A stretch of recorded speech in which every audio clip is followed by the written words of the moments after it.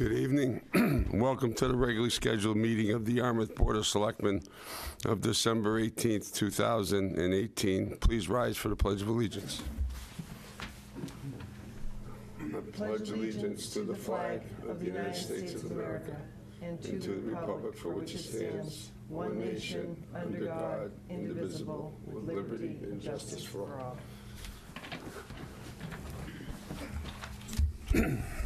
I think a bit of marks here. I don't fit on the screen. First item is public announcements and comments. Tom?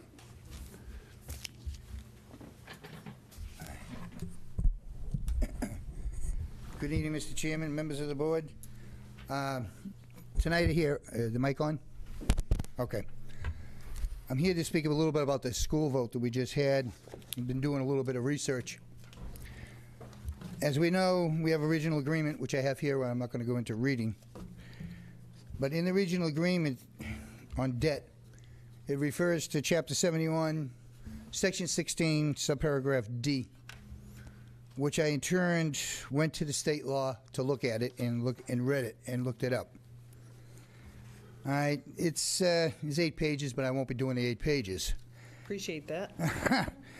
I have highlighted some information for the board, though. As far as the debt goes, it says here that the written notice of the amount of debt and the general purpose for which it is authorized shall be given to the Board of Selectmen, and each town's comprising of the district no later than 7 days after the date on which the debt was authorized by a district committee. Provided further debt, no debt will may be incurred until expiration of 60 days after that on which the debt is authorized and provided. And this is going to raise a little question. We were told that the school committee had a choice of going to town meeting or go to a ballot. This is the difference here. Further, that before the expiration period of any member town of the regional school district may hold a town meeting for the purpose of expressing disapproval for the amount of debt authorized by the district committee. And if that meaning, a majority of the vote is present and voting express disapproval of the amount authorized by the district committee, the debt shall not incur, and the district committee shall prepare another proposal for which the same. So we, as a town, could have had a special town meeting or a town meeting on this, instead of listening to what came from the school committee. All right. There was a question brought up about the regional vocational school. All right. Well, I've highlighted this. In the case of a vocational regional school district, and this goes back to our Cape Cod Tech vote, if the district agreement so provides or is amended to so provide, such debt may be incurred if 2/3 of the member towns do not vote disapproval within said 60-day period, provided said towns which have not voted disapproval agree within 90 days of the date of which the debt was authorized to pay the total bond indebtedness authorized for the district committee without contribution by a member town which voted disapproval. All right. The member towns of such vocational school districts which have voted disapproval of the new indebtedness shall have the right to retain the membership in the school district as provided in the district agreement, except that they shall not be allowed any additional enrollment that might result solely for the expansion of facilities that occurs of said. So basically, the Cape Cod Tech vote should have gone individual towns, and the towns that voted yes, fine, no problem. But the towns that voted no, they'll be limited on new students. It's a cutoff on that. Well, this is according to what the state law is saying. the state law says is providing it's not in their agreement. You have to read the Cape Cod Tech Yeah. regional agreement because Now back to our agreement. All right, on subsection N of the agreement, to incur debt for the purpose and terms specified in clause D, all right, provided the vote of the district committee authorizing said debt is approved by a majority of the registered voters in members' towns. Okay? On the question of an election called and held pursuant to the following provisions, the election shall be called by a warrant addressing the registered voters by in the member towns. The key word is member towns. What I'm not seeing in here, one other thing I'll go in is the town clerk of each town shall certify the results of the election to the district committee. Except as provided herein, the election shall be conducted in each town in the same manner as town meetings for the election of town officers. Does not say a combined vote. If it did, it would say a combined vote of the members' towns. This is the state law. I believed what we just did was incorrect on this vote. And I suggested to the board, when you have a full board, to meet with your town attorney. I think you can go into court with this. I'm not a guy that would jump into litigation. I don't want to spend the taxpayers' money. But I think you might have some grounds here. Because this is not right, what we just went through with a combined vote. I don't see anything in the law.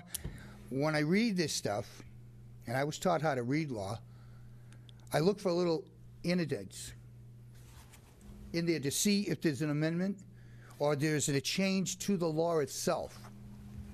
You know, at a legislative session down there, and I don't see anything on this. This is on the books. Tom, I remember, I haven't looked at that statute recently, but I remember when this issue first came up, there's an interplay between two sections of that statute. I believe it's subsection D and subsection N. And I believe that N overrides D and says notwithstanding anything that is mentioned previously. Yeah. And then it goes on to give the the regional school committee the option of either going through town meeting or going straight to a ballot. And I don't think that's so much a part of the agreement as it is a provision of the state law. But Right now, I didn't highlight this, but what it does state here, it says here, the warrant addressed by the registered voters of member towns, signed by the majority of the members of the district committee, shall set forth the date for the election. The school committee, will set up the date of the election. and they did. All right, they did. But on the other previous one, we had the option of having a town meeting. No, I think, believe it or not, I think that's their option as well. And as I recall, the statute says that they tell us how much money we're going to stand liable for, and then we call the town meeting to disapprove that vote. That's right. It's just to disapprove it. Whereas the ballot is more in an affirmative sense, where it goes out to the voters to approve it. Right, One's but a the key- disapproval, one's an approval. But I think the key word on this is member towns. Right. Yeah. And I think there's where, I don't know if you've got a chance to talk to your town attorney yet on this, No, we haven't. but I think you should. And it's been, my own opinion is I think you should go for injunctive relief on this right away before the school committee moves any further along, to get this into the court, Superior Court, and have a judge make a decision on this. Because I don't see anywhere in this that they can call for a combined vote between us and Dennis on this. This is member towns. This should have been done here in town, because it clearly states the town clerks will certify the election on each town. It's a separate vote. You see my point? The town clerks in each town have to certify the vote regardless. A Yarmouth clerk cannot certify a Dennis vote. No, A I Dennis understand clerk that. cannot certify a Yarmouth vote. So even in regional votes, they have to be separately certified. But as far as being combined, nothing in here on the regional agreement at all that says anything about a combined vote. Okay. Anything else? That's it for now. Okay, thank you. Let's see what Anyone you else? discuss later.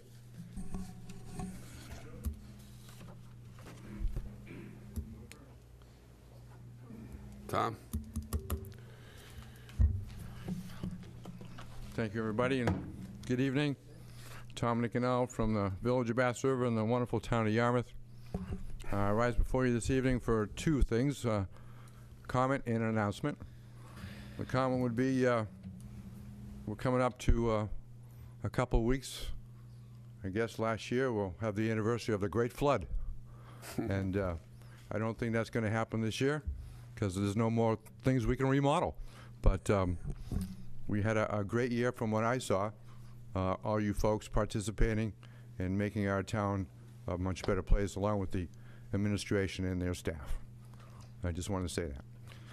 My announcement is from the landlord of the Bass River LLC, Lou Nicanello. I'll read into the record and hand the document over to the town administrator for keeping. It says the subject would be Kevin's Fish and Chips. I'm writing to inform the board and the licensing authority as of effective December 31st, Kevin's Fish and Chips located on the property is closing after operating successfully since 1976 due to retirement of the present owner. Effective January 1, we are leasing the said premises to T&T Family Enterprise, Tom Nicanello, and it will be called the Ropes End Family Restaurant. So thank you all very much, and Merry Christmas and Happy New Year. Thank you. Vita?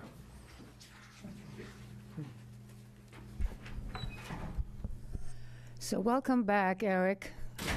As the saying goes, you were sorely missed. No, seriously, especially the last couple of months or so, with what was going on with the school situation.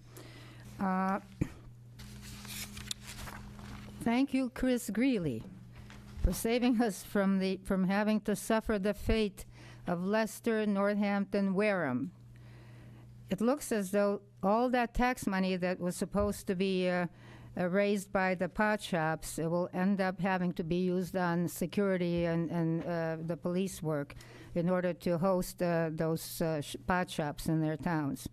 So I really feel very grateful to her for having stuck with it when some of the people were trying very hard to derail her, and now we should be very grateful to her. I think we raised this question at some point earlier. Several years earlier.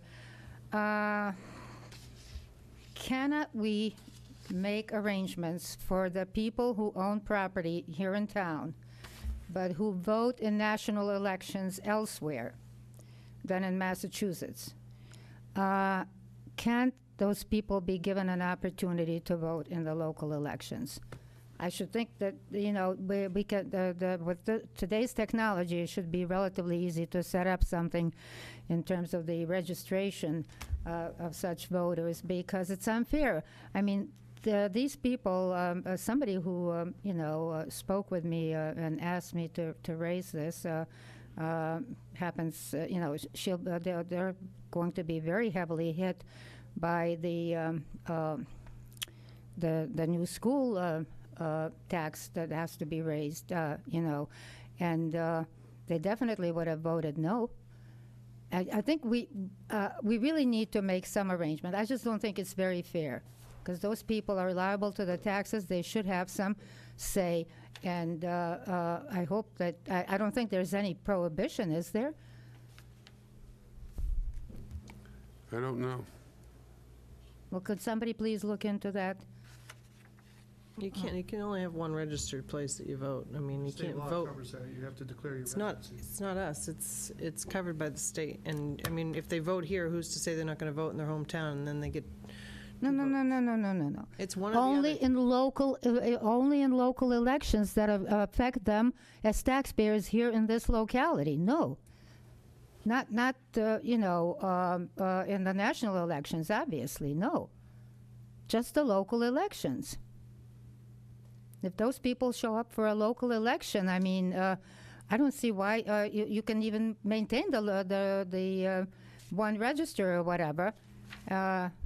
They're registered voters.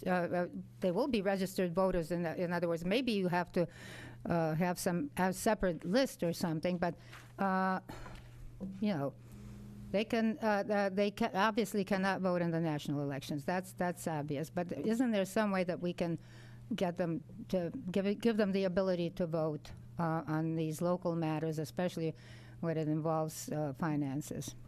So I hope somebody can look into that. Thank you. Go ahead. Just to follow up what Vita said, I wrote Tim Whalen, Representative Whalen, about this, about voting at town meeting. All right, it'd be a separate voting list, and he said it's up to the town. He wrote it back to me. There is a movement in other towns in the state to do this. I believe they do it in Connecticut. They allow their seasonal residents to vote at their town meeting because it's his tax dollars. All right, they can't vote in the general election because their primary resident is not here. But they can allowed to vote at town meeting, and that's something that should be looked into, where a separate voting list can be brought up, so as they come in and they tell them they're seasonal or whatever, it's on the seasonal list, go into town meeting. It's another option of increasing your town meeting. Thank you. Anyone else? All right, moving on to the agenda items. The first one, Chamber of Commerce update.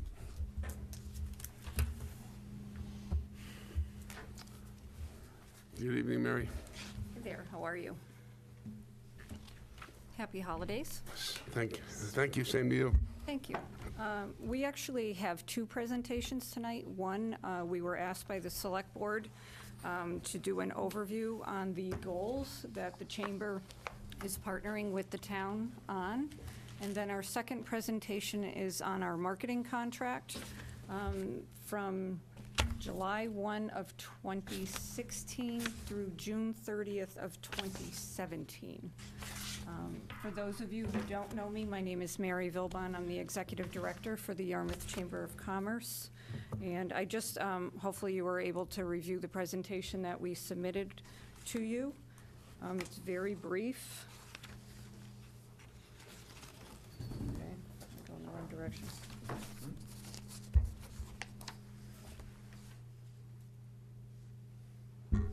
Technology. Really, there are goals that we're working on. Yep, right arrow.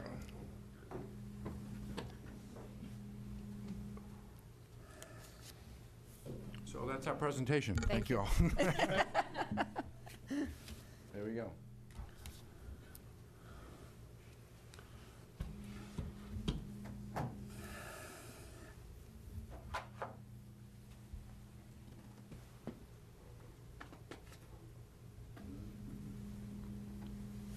There we go.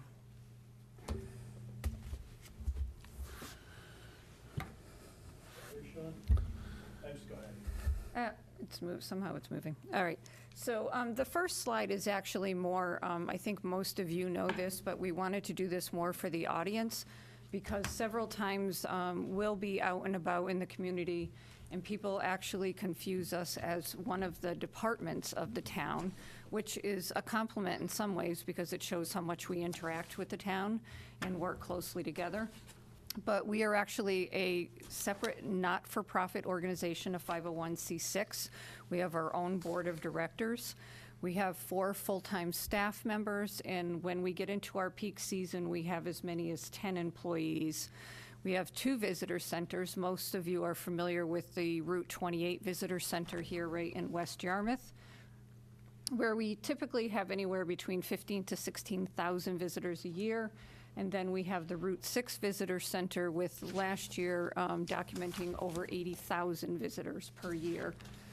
As you can see, we have our own mission statement, vision statement, and we also have our strategic plan.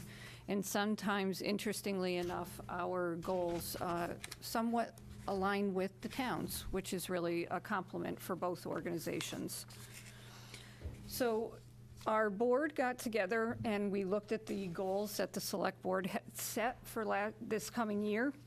And we have 2 goals that we feel that we are working in partnership with you. First is with the Drive-In Site Committee. We're happy to advise the committee wherever we can with their event planning, with ideas that could happen with the space. One of our great ideas that Tom Nicanello actually came up with was a possible ice skating rink, which we thought for the month of February would be phenomenal for the community and for the businesses, especially with school vacation week. So we've shared that idea with the Drive-In Site Committee. They seem very interested in that. We're willing to do any surveys, share information to the public with our newsletters, and any event planning that we can do. Hi, Mark, how are you? Hi. Sorry, Mike. That's okay. In regards to the economic development year-round, as you know, we currently have a tourism contract with the town for the marketing. We are in our third and final year for this round of the contract. As many of you know, we were very successful in bringing Ragnar here, which will be happening in May with 5,000 participants. We're very proud of that in coordination with the town. And again, you'll see our contract, the results of 1 year of working and promoting Yarmouth as a year-round destination. We're working on developing a business development profile. Kyle in the Community Development Office has shared information with us so that we can put that together. That would be something that would be like a one-sheet document, so when a potential business owner comes in, you can hand that to them as well as have it online. It was very successful in my previous job to have something like that.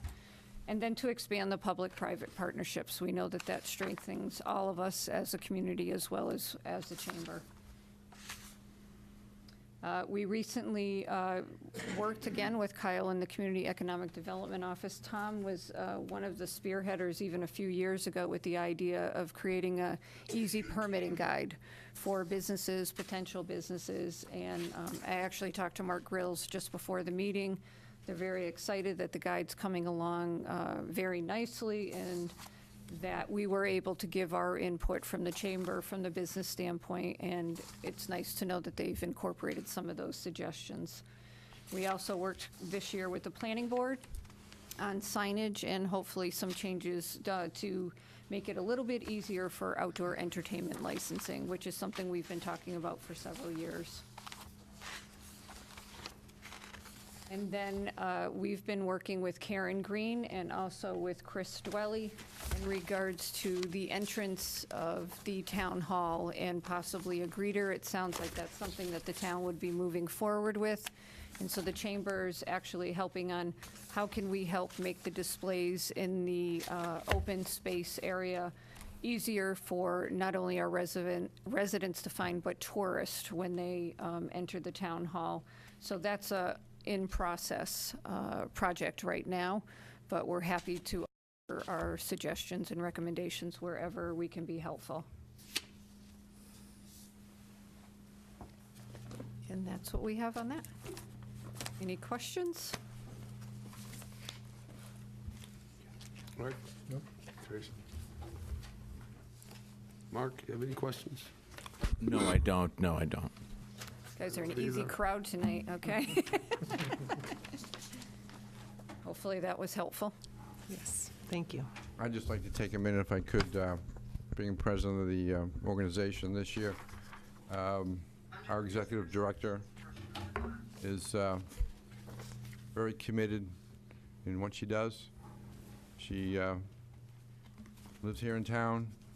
She spends 80% of her time doing whatever is needed to make sure that the residents and the business community and the tourists have a wonderful time here. Her staff has been there for a number of years. They are very dedicated. They love this town. They've also been here for a long time. And I couldn't be more proud than to work with her and her staff and to making sure that everyone's experience from being a citizen or a guest has a great time here. So thank you all very much. Thank you. Thank you. Anything else? No. So I'd like to introduce our new marketing director. She's going to be doing a presentation on, like I said, the last year's contract for promoting Yarmouth as a destination. Stay here, you want to sit? All right, you can stay if you want. We'll bring Jen up. No, Jen, sit here. Everyone, this is Jennifer Warner. evening, Hi. Jennifer. Has been with the chamber since July. This was a challenge putting this report together because she did a report on a year that she did not work for the chamber. which You is learned a lot. always It was fun. good learning. But she has been an incredible asset to the chamber, and we're very happy to have her aboard. I'm just curious if any of you were able to, so we provided you 2 presentations, a very lengthy one that was very in-depth with data, and then we did a short version, which we're going to present to you tonight. It is all pre-recorded because we want to make sure that we're getting our message across to you. So feel free if you have questions. The presentation is about 9 minutes long, 9 to 10 minutes long, and then we'll take questions after that. Let me just hit that button.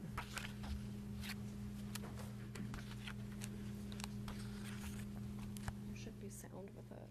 I think Chris turned the sound off. Oh, you want Yeah, I need the sound on, yeah. Yeah. Sorry.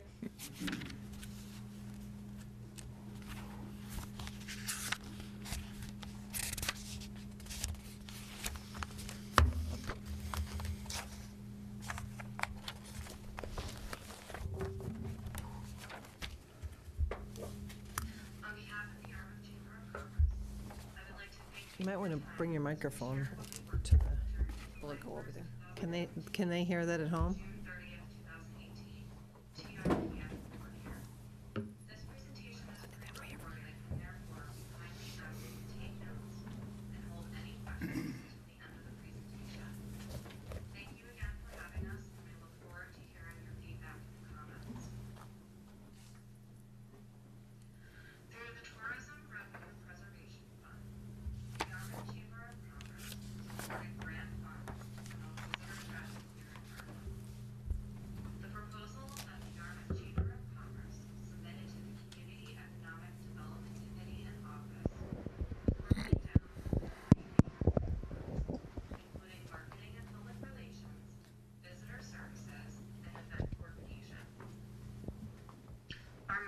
Public relations goals include enhancing our brand awareness by leveraging media relationships and knowledge through the Marketing, Communications, and Events Director, increasing web traffic through various platforms, and executing brand-conscious programmatic ad campaigns to increase visitor traffic.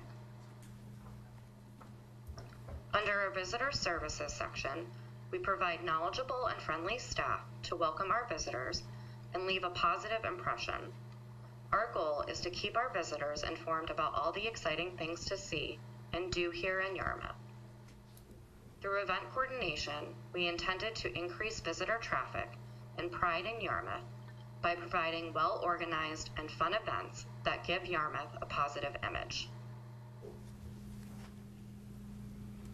Our marketing and public relations portion of the contract includes promoting tourism on our website, through blogging, through targeted social media campaigns, programmatic online display ad campaigns, email marketing, traditional marketing, and increasing our knowledge through professional development workshops and classes.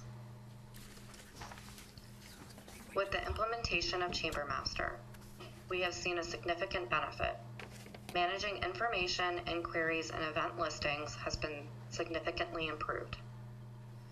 In May, we launched a redesign of our website, yarmouthcapecod.com.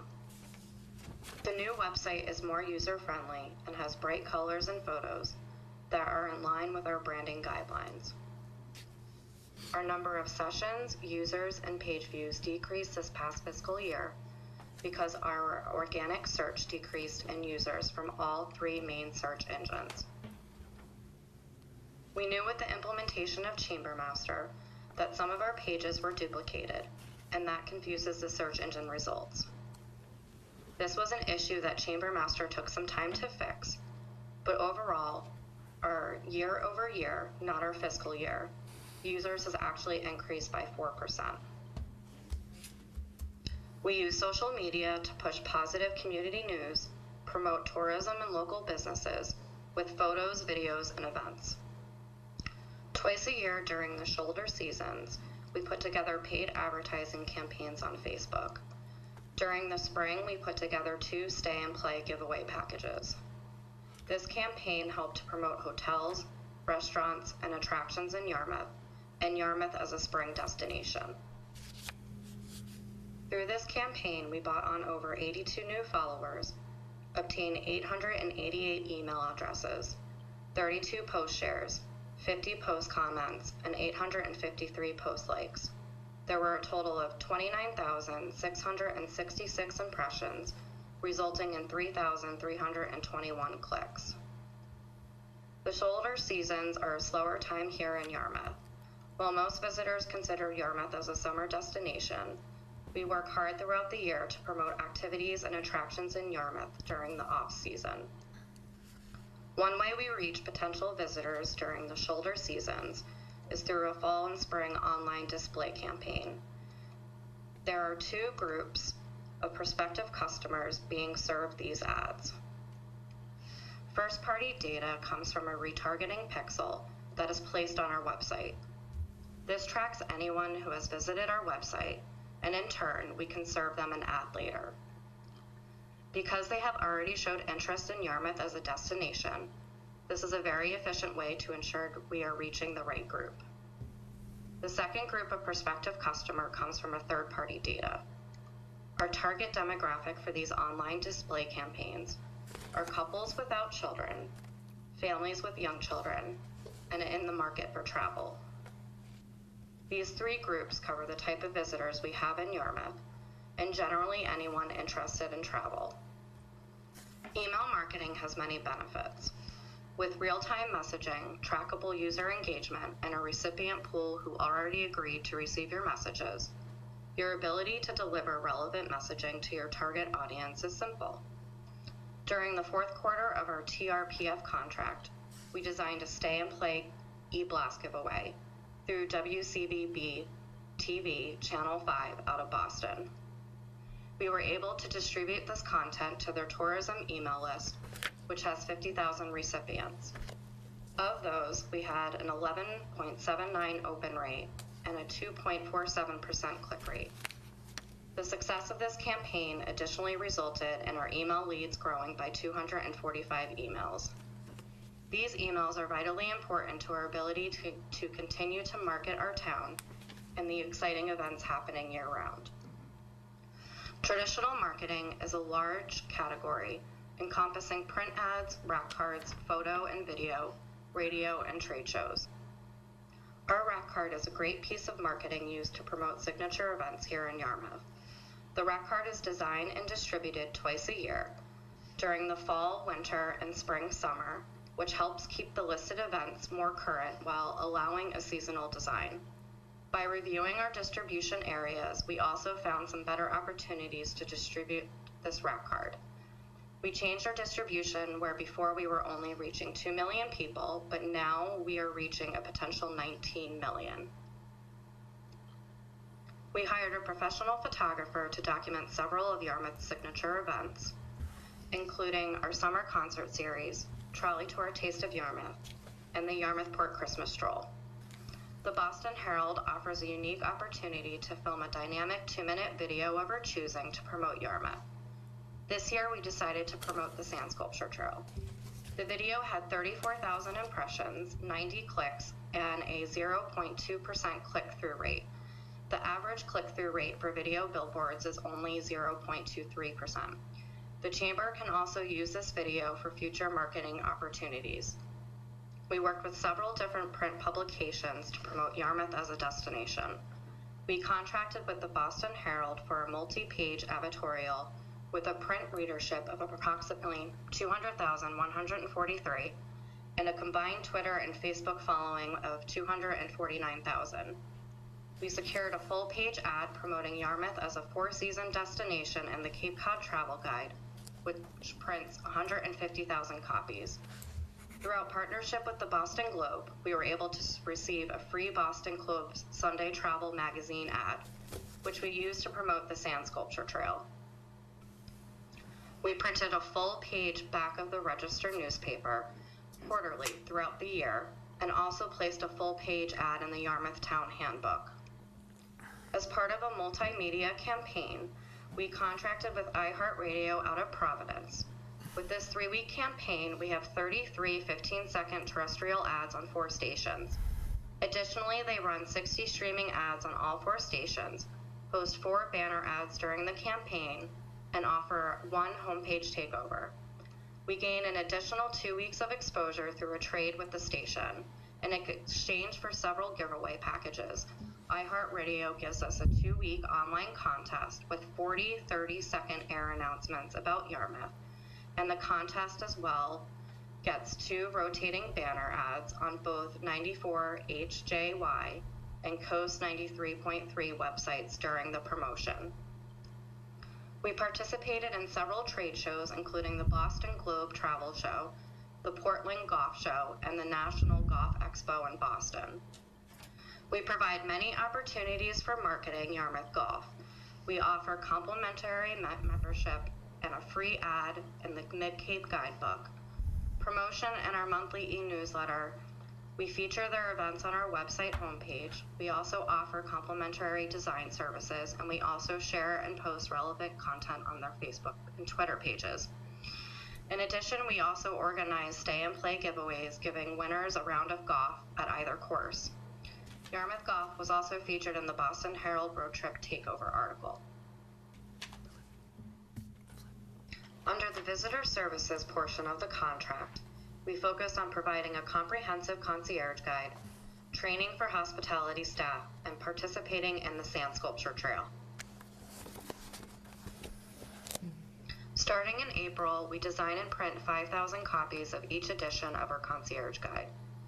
This guide consists of activities available in Yarmouth during that time period.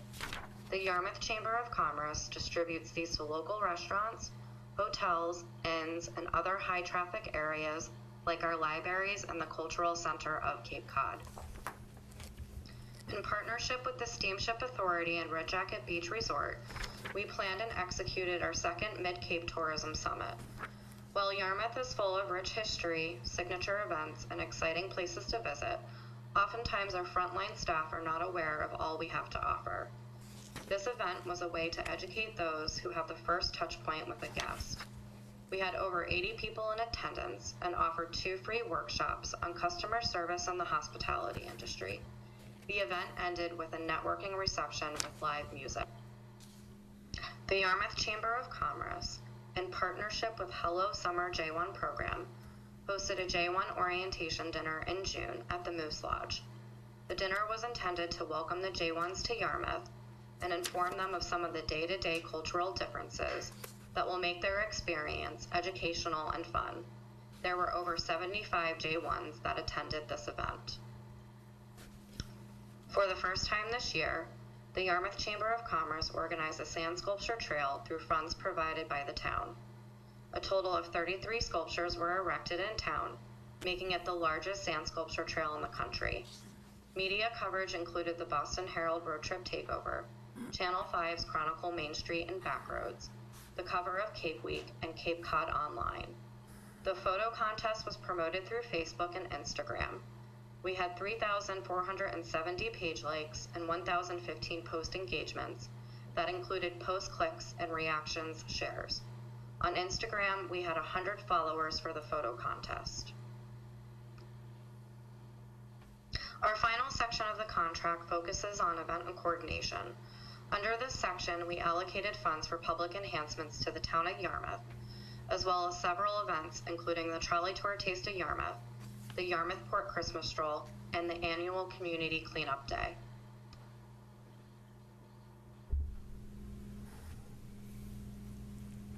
Public enhancements are crucial to improving and enhancing the public spaces in our town for all to enjoy. In partnership with Yarmouth Rotary, Community Connections, and volunteers, fall and holiday decorations were installed at key locations in Yarmouth. The 4th annual Trolley Tour Taste of Yarmouth was a very successful event.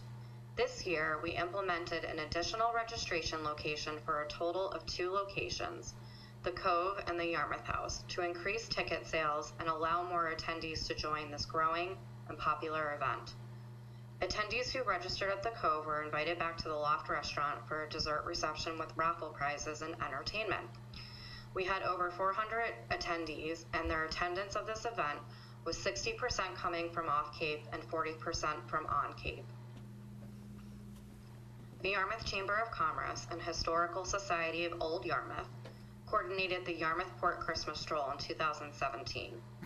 The stroll saw a major increase in attendance, especially families with young children. The event ended with a tree lighting ceremony and caroling. We worked in partnership with several town departments to execute the 3rd annual Community Cleanup Day. Over 100 people attended this event to help clean up Yarmouth.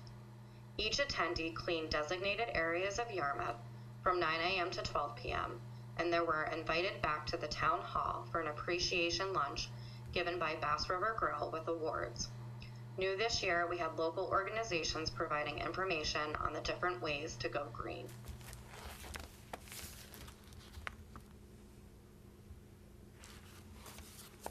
Here is a quick recap of all the ways we've promoted Yarmouth in fiscal year 2017 to 2018.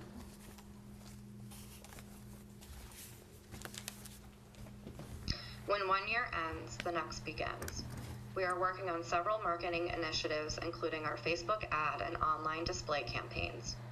To promote Yarmouth Golf, we will be doing an advertorial in Northeast Golf magazine. We will also be promoting Yarmouth Golf at the Portland Golf Expo in Maine and the National Golf Expo in Boston. In the new year, we will start gearing up for our planning for our annual Community Cleanup Day. The Yarmouth Chamber of Commerce is always working on new projects to ensure that Yarmouth is at the forefront of travel. We want to thank you for taking the time to understand all of the projects and accomplishments we have made throughout the year. Please let us know if you have any questions. The end. Just a quick recap there.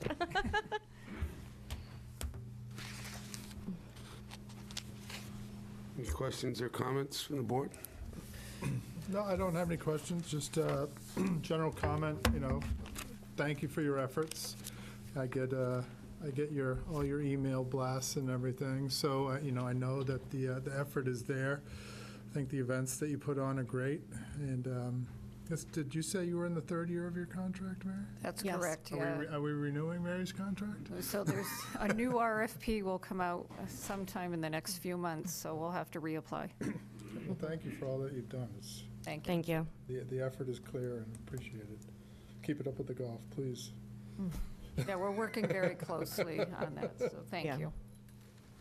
That's one of the things I was going to say. I think your partnership with Recreation over there and being partners with the town, you saw a need to increase revenues, and you really took that on a lot, and it's very, very appreciative. I'm just wondering, I know with our other tourism preservation funds, what's the contract price per year?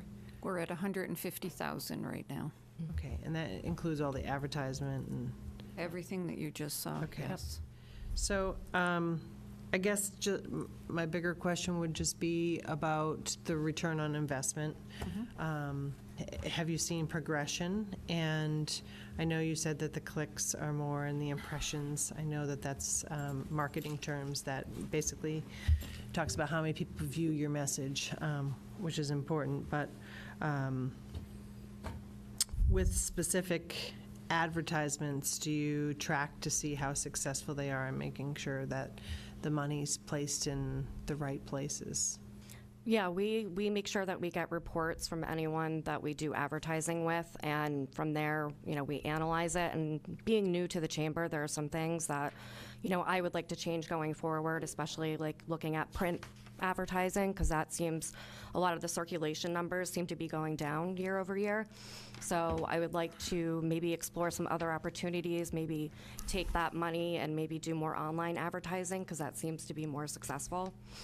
So, is there a way to quantify, though, to be able to track? Do our hotels do some type of survey? But what brought you here?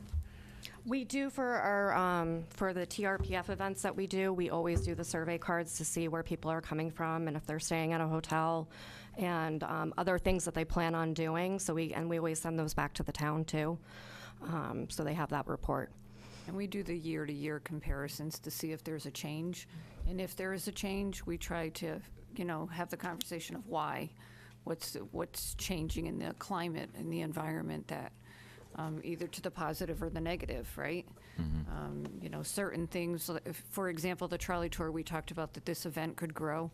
We could probably sell 500 tickets to that event, but it wouldn't be a quality event. So we're actually taking a step back this year and reducing the number probably for 2019, even though we had over 100 people on the waiting list this year, and we know we can sell the tickets, we want to make sure it's a quality event. And from the statistics that we shared tonight, 60% of those people are coming from off Cape. They're filling the hotels. They're staying here for the entire weekend. So we know we have something successful. So how do we grow that? And how do we even take that and replicate that maybe for other events? Well, I think it's a magnificent amount of work that you do, and I really, really appreciate it. We all benefit from it, and my other question would be, how can we help you? What more can the town do? Where do you see basically maybe missing links where we can continue the partnership and help make it better? Well, I think bringing Jen on has been a little bit refreshing. As you know, I've been here for 3.5 years. She's my third marketing director in 3.5 years. But having a new set of eyes is always wonderful to bring into the organization. Her and I met this afternoon talking to her about some new ideas. Possibly, if we are funded for the new contract coming up, we'd like to put some different things out to bid instead of maybe staying with the same companies that we've had in the past. Again, new ideas are always good, change things up a little bit. So maybe that support when hopefully we apply for the funding would be great. Thank you. Thank you. Thank you. Thank you.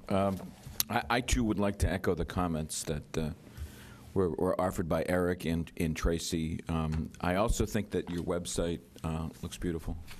And I don't know if you've noticed any real difference in terms of traffic or access or utility? Traffic has definitely gone up. It's gone up year over year. Right now it's up 4%. So we, since we've rebranded and everything and sort of got the kinks out with Chambermaster, it seems to be increasing every year. So. Oh, that's terrific. I do appreciate the cross-marketing, being able to access municipal services, municipal information. I think that's very, very helpful. My only question is, it's kind of an oddball question, and that is with all the marketing that you do for Yarmouth, are there any sort of specific lessons that you've learned or things that you've picked up that might be of particular interest or unique interest in terms of municipal services? Are there things that you learn that can be relevant specifically to the municipality? Great question. I can't say. I think since I've seen Chris come on, I absolutely love what you guys have done with your website. I love the homepage, that things are easily accessible now compared to what they were 6 or 8 months ago. So I compliment you guys on that. I think we could do a better job sharing more information from the town of Yarmouth with our businesses.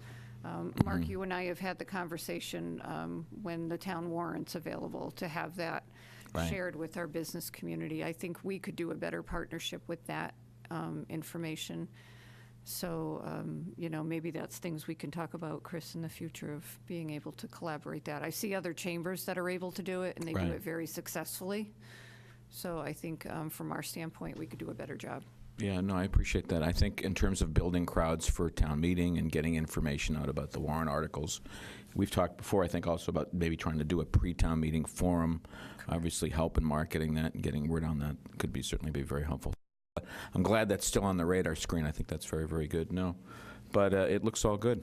Thank you. Thank you. Thank you.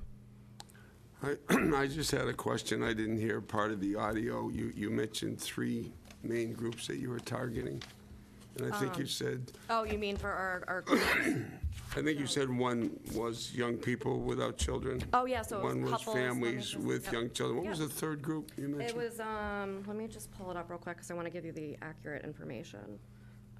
It is, so it's couples without children, families with young children, and then in the market for travel. Okay, can you tell me a little bit about that third group? So that's what something we that wanna know. yeah, so we work with an agency called 5HD, and they actually recommend different categories for us to target. So those are based off of those recommendations because those are the type of people that are looking to go on vacation. So they might be couples in my age group. And Yep. typically, the woman is making the decision on where they're vacationing. Eric, you and I talked a little bit about this earlier. And we target specifically the woman because the women are the ones that typically make that decision. So it's usually in the age group of 45 to 60, I believe, is where we're targeting that age group. Mike, I haven't seen you go on vacation in a few years. Well, I'm making the decisions. Well, there you go. And now I learned something. I shouldn't be doing that. The other thing is, you mentioned that print media advertising is down. And is it significantly off? I would say, yeah, and not significantly, but it's definitely down, and it has been going down. I've noticed with the Register, they've been down.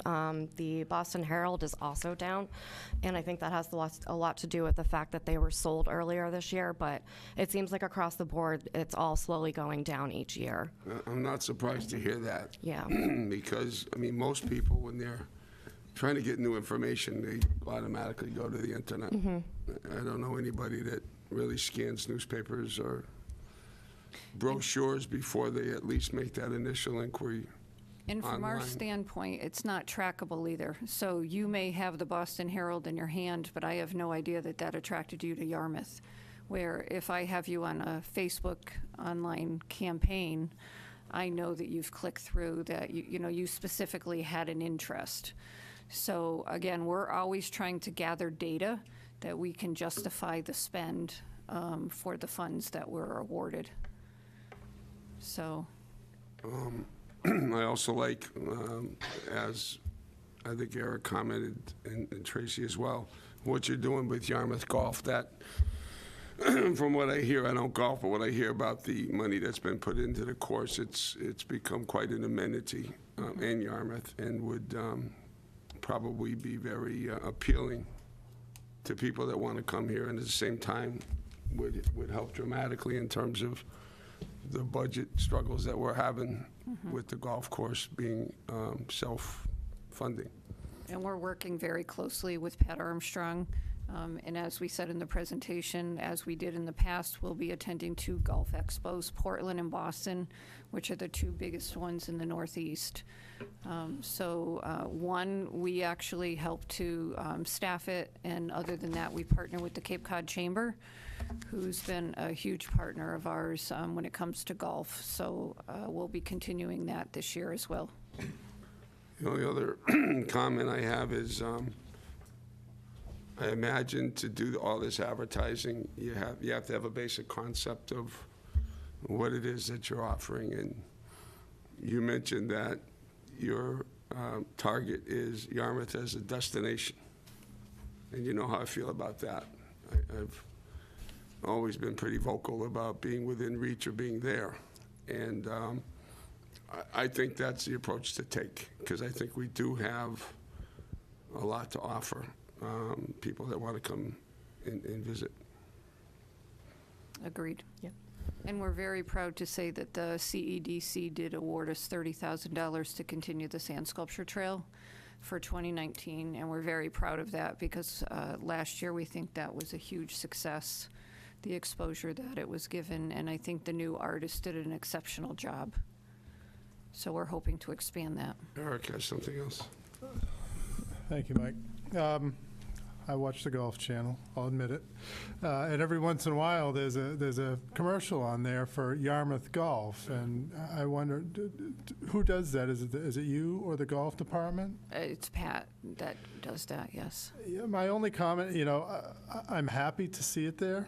I don't know, I imagine that the commercial is specific to, maybe southeastern Massachusetts. I doubt it's all of New England because, the further north you get away from Comcast and you get into Delphi Media and all those things. But it's not a well-produced commercial. And, I wonder if there might be a collaborative effort between you and Pat to perhaps make it better quality. Because I think it's helpful. If I'm seeing it, that means everybody in perhaps southeast of Massachusetts who's watching the Golf Channel is seeing it. But it'd be nice if it were nicer.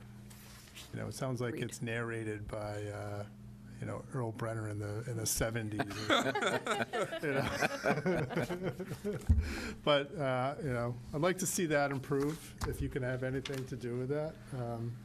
Noted. Great. Pat and I have had, and Jen have had several conversations about the broad marketing plan that could be in place for golf. It's a challenge, there's no doubt. It's a competitive field to be promoting any golf right now. We all know that.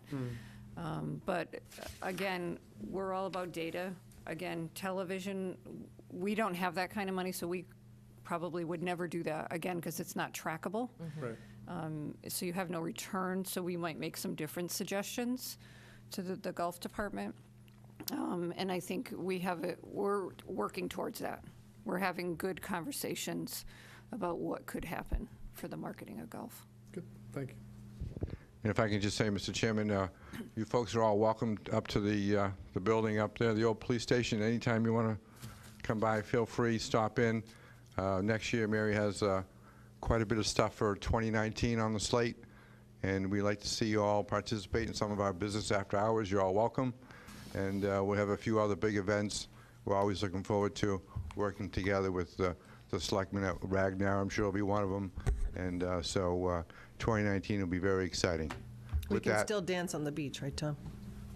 yes, I have Tracy. video of the two of them dancing on the beach. I also just like to recognize Ryan O'Laughlin from the Davenport Companies. He's on our board of directors. He came here tonight to support us. And with that, I think that's anything else, Mary? Make a short comment, please. About the chamber? Yeah. Is it nice? I think it is. Okay. I'm not sure how you choose your locations, but I happen to go past the town green area, and that particular one really attracted a lot of attention. People would stop and get out of their cars and take a look. So I think yeah. Thank you. By the village green, that was it really attracted a lot of attention. Thank you, Rita. That was our first time there. We plan on going back many more times. Actually, that was our second or third year there. And again, that's in partnership with Community Connections. Jen and I are the two staff members that are out there doing it with other volunteers, so it's a true community effort. So, All right, well, thank you very much. Thank you. happy Thank you. holidays. Same to you. Okay, our next item is the POCA presentation.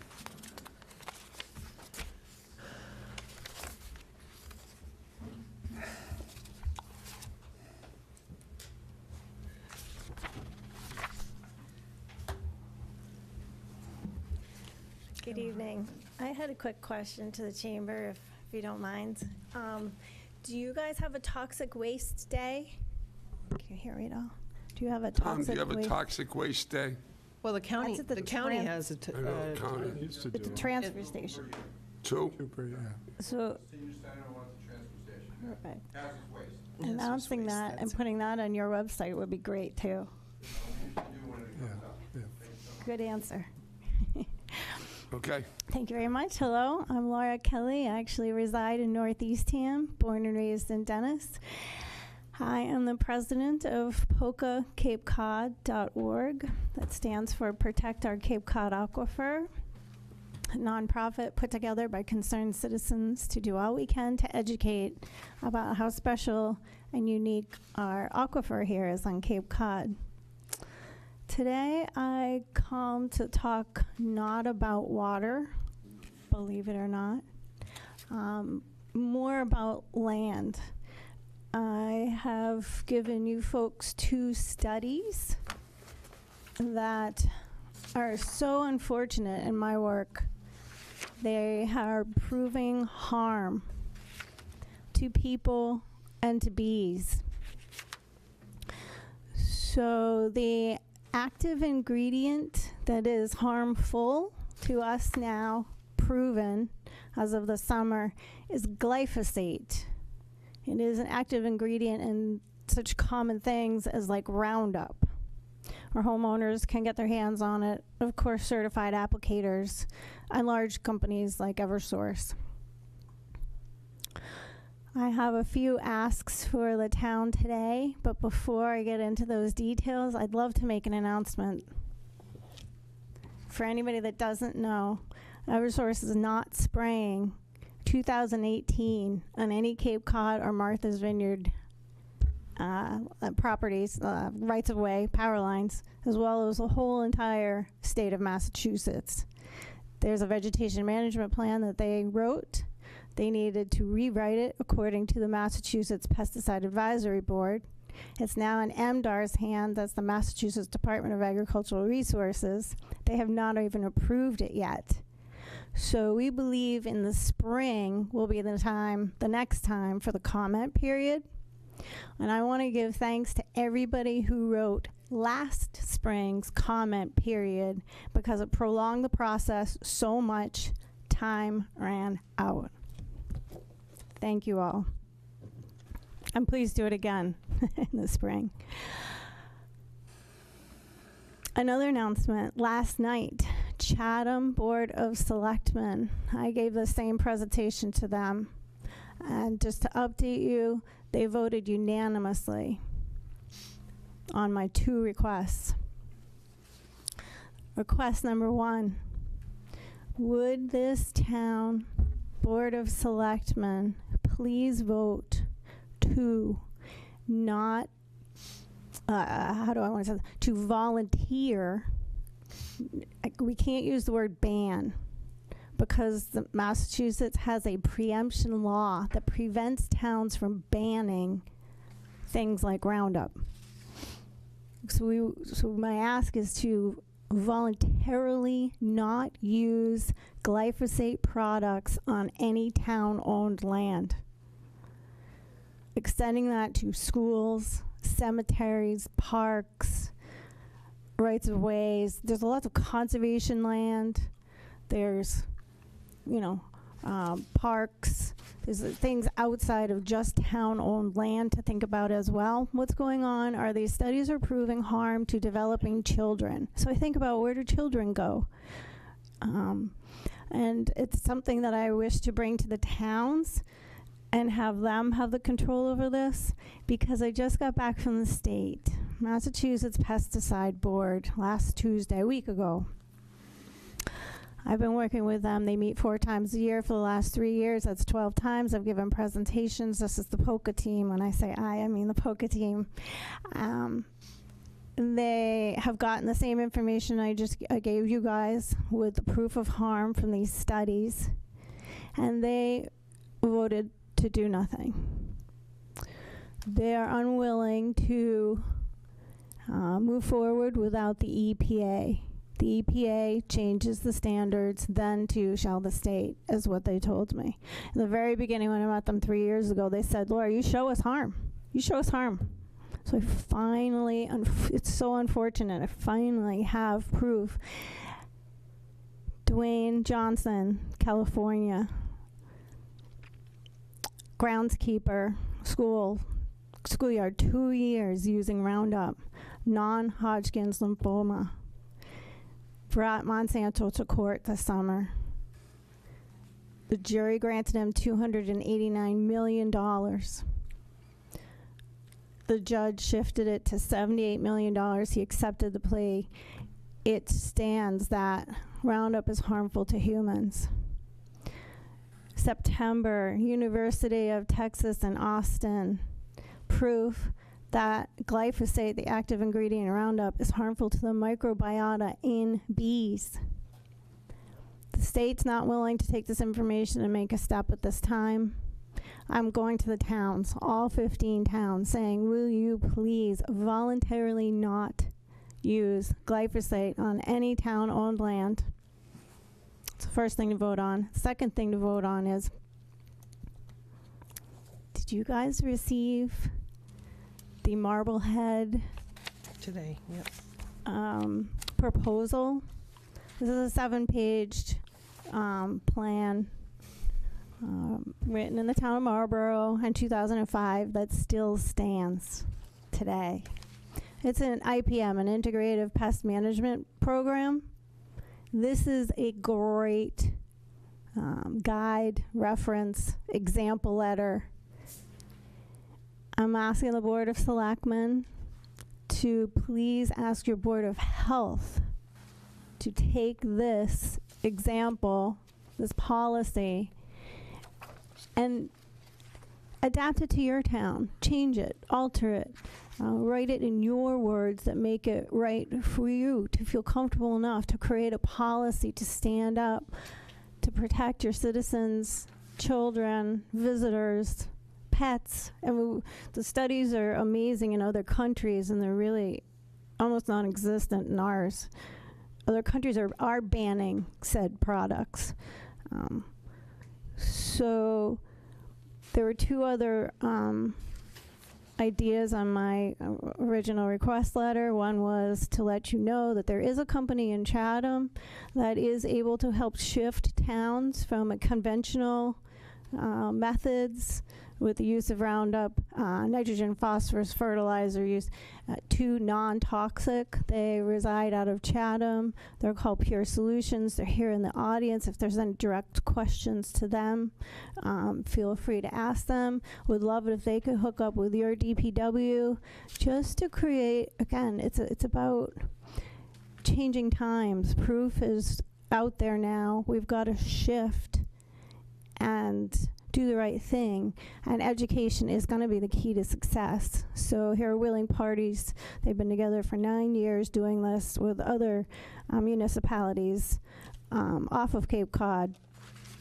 And so the last thought was, when the vegetation management plan does get approved, the YOP, the yearly operational plan, will be out for comment. Would this board please read it and write a strong comment against the use of herbicides by Eversource along rights-of-way power lines? Most likely it'll be in the springtime. There's a 45-day comment period. I can't get to 17 towns, including Martha's Vineyard, during those 45 days. So if we could, not vote on that at this point, but if I could write to you and let you know when that is, and the language, of course, I'm sure you'll receive, if it isn't from the POCA team, from them directly, Eversource directly. It's a chance to just it's been 3 years towns have written against this. It'll be year number 4. At some point the state's going to say, okay, we're listening. So let's just keep moving forward. And my ultimate goal is to take these town proposals from, I'm hoping, all 15 towns plus Martha's Vineyard, 17 towns I'm working with. Take these written proposals, give yourself a time frame. 3 months is what Chatham decided last night. Really write it, hold true to it, send it to your residents and your businesses. Reach out telling your townspeople what you're doing for them, and suggest. We can't ban, but we can volunteer to do these things and suggest they do it as well. There are safe substitutes for Roundup. They are available. And finding an alternative is the fiscally and environmentally responsible thing to do. In 1974, that's when Roundup was actually registered in the United States. The World Health Organization in 2015 deemed it probable carcinogen. It's in things like Rain and Cheerios. It's everywhere. So the fact is, we're simply don't know the extent of harm that these chemicals are doing to our bodies and our land.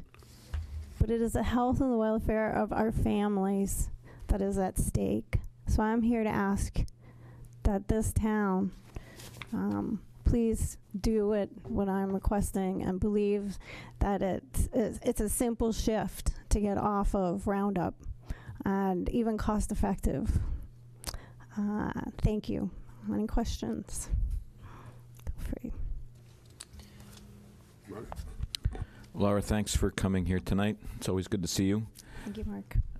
I appreciate your ideas, your asks, your recommendations, your reading list, and all the materials that you presented us tonight. I also want to thank you for the advocacy on the whole Eversource issue, because it's an issue that a lot of the towns have certainly rallied around, but I think the information and the advocacy that you've been providing has been incredibly helpful in keeping people informed and aware of what's going on. So thank you for that. I'm very sympathetic and very supportive to your recommendations. I'm also interested to the extent to which in our town we've actually looked at the whole Roundup issue and to what degree we're using it, and whether or not, what kind of impact it might have. I think from a due diligence point of view, I think it's helpful to at least better understand our use of this chemical and this product. But I do know that this is a movement, and many communities are responding positively to this kind of recommendation. So, I think in looking at this, I'm particularly interested in any recommendations from our town department heads and officials. But,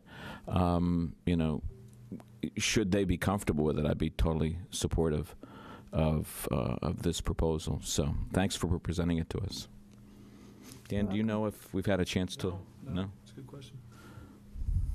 I can tell you really quickly. Last night, Chatham and their Parks and Services was in the room, and their Board of Health was in the room. So that question came up, and they said it was just a number of gallons of Roundup that they use throughout the year. And so they just said, oh, that's not such a big change. We're voting for this right now. And so it was just kind of done, So that is a good question to see where you're at. But regardless of the concentrate of a gallon, it extremely low doses we're seeing harm in developing children, not necessarily adults, but the kids, so that's where it's just such a big deal to get off all town-owned land, schools, properties like that. Thank you. Tracy? Yeah, I appreciate all that you've done as well. I think it's really important. As you know, we struggle with being in a sole source aquifer here on the Cape and making sure that our groundwater is protected. And I think, we've been supportive of the Eversource movement. And I think that when we ask people to be better stewards of their own nitrogen in the ground, we need to lead by example. So I'd be supportive of it regardless. I think that even if we do use it, we probably, even sometimes it might be a little bit more expensive, but I think it's the right thing to do. My concern is the glyphosate. Are there any other products other than Roundup that it's used in that we should be aware of? Many. I couldn't tell you. So Roundup is like a common name. Glyphosate is the active ingredient. This active ingredient, 25. I can't say exactly which store they're in, but it's about reading ingredients. Who's going to read all the fine print? That is a study you can Google. I just don't know exactly which. It's like a Mercedes, and then there's the 325i, the S, the X, Well, basically weed, they're weed control. I mean, other than and that. This is an herbicide, correct, yes, which is an emerging contaminant, which we're showing up in our drinking water. So I think that it's something that we will be addressing in the future. I think having our, not necessarily, I wouldn't want to tie their hands to that particular resource that you shared with us, but I think having the Board of Health look at creating something, or at least look at it, I think would be helpful if we asked that. And, you know, a reminder when it's time for us to go with Eversource, because we get busy, so it's nothing that's Great. automatic. So hopefully we can look at that also in the future. But I'd be supportive of your recommendations. Thank you, Tracy. Thank you, Laura. It's, I admire your passion. You clearly are very involved in this, and you know, I can't honestly say that any of your asks sound like bad ideas. Everything certainly sounds reasonable. You know, I myself am reluctant to vote on absolutes without first educating myself. So I think, you know, what per Mark's request, it would be nice to see, you know, with what frequency we're using it, how often we're using it, where are we using it, you know, how many gallons we're using, so, and, you know, a cost and effectiveness of solutions. So I don't disagree with anything you've said. I just, you know, I need to educate myself more, and I think it would behoove the entire board and the Board of Health and some of the other, you know, conservation, DPW, school boards. It would behoove us all to do our homework and find perhaps safer and more cost-effective and more effective solutions. So thank you very much, and I think that we'll put it on our radar to consider in the future for sure. Thank you. My view of this, Laura, is that I would really support anything that is going to benefit the environment and protect public health, whether it be to protect the groundwater or to protect the land itself. I'm particularly concerned about impacts it could have developmentally on young children. And for that reason, I think we should become as educated as we can about this issue, but even if it impacts us financially, that would not be a consideration. I think public safety and health would be supreme in terms of my analysis of the situation. You mentioned Monsanto Chemical, and that brings back some memories. I come from Western Massachusetts, and I can't tell you how many times I drove down the Mass Turnpike and seen these incredibly large smokestacks that extended up to heaven, spewing out blue flames that rose stories high. And I used to imagine what that stuff was doing to the environment, even back then. And now, I think a lot of those issues are coming to the forefront of things. I mean, chloridane, for example, was a big way of treating insects back in the day. Now it's an illegal substance, and I think they manufactured that as well. Thousands and thousands of gallons of that stuff are probably everywhere, even here. So, like Mark said, and I think it was Mark who said it, but Eric too, I appreciate your passion and your commitment to the Cape environment. May I ask the board to put a time frame? May I come back in 2 weeks?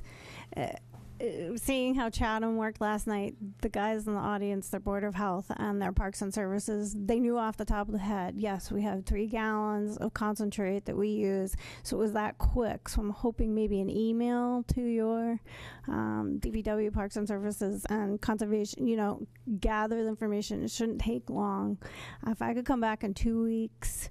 Well, first of all, 2 weeks from now is Christmas. New Year's. And we won't be here. However, Mark Forrest will be having office hours.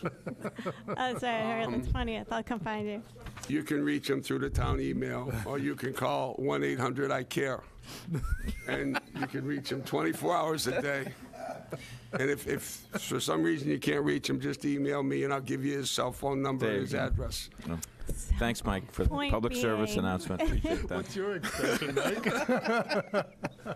The second thing is, Reach 1-800. our chairman will be back in January, I imagine probably by our first meeting, which, do we have a date on that yet? I think is the first one. Is it the 8th? So we're not going to convene again until probably around January 8th, except for Mark. And it could be much quicker. Could be like, well, we know what we have. You'll have done homework. And we can go from there, maybe. So I was thinking of a 3-month from beginning to end kind of thing. Why? Because most towns, most garden centers, most people, most golf courses order their products ahead of time for the whole entire year.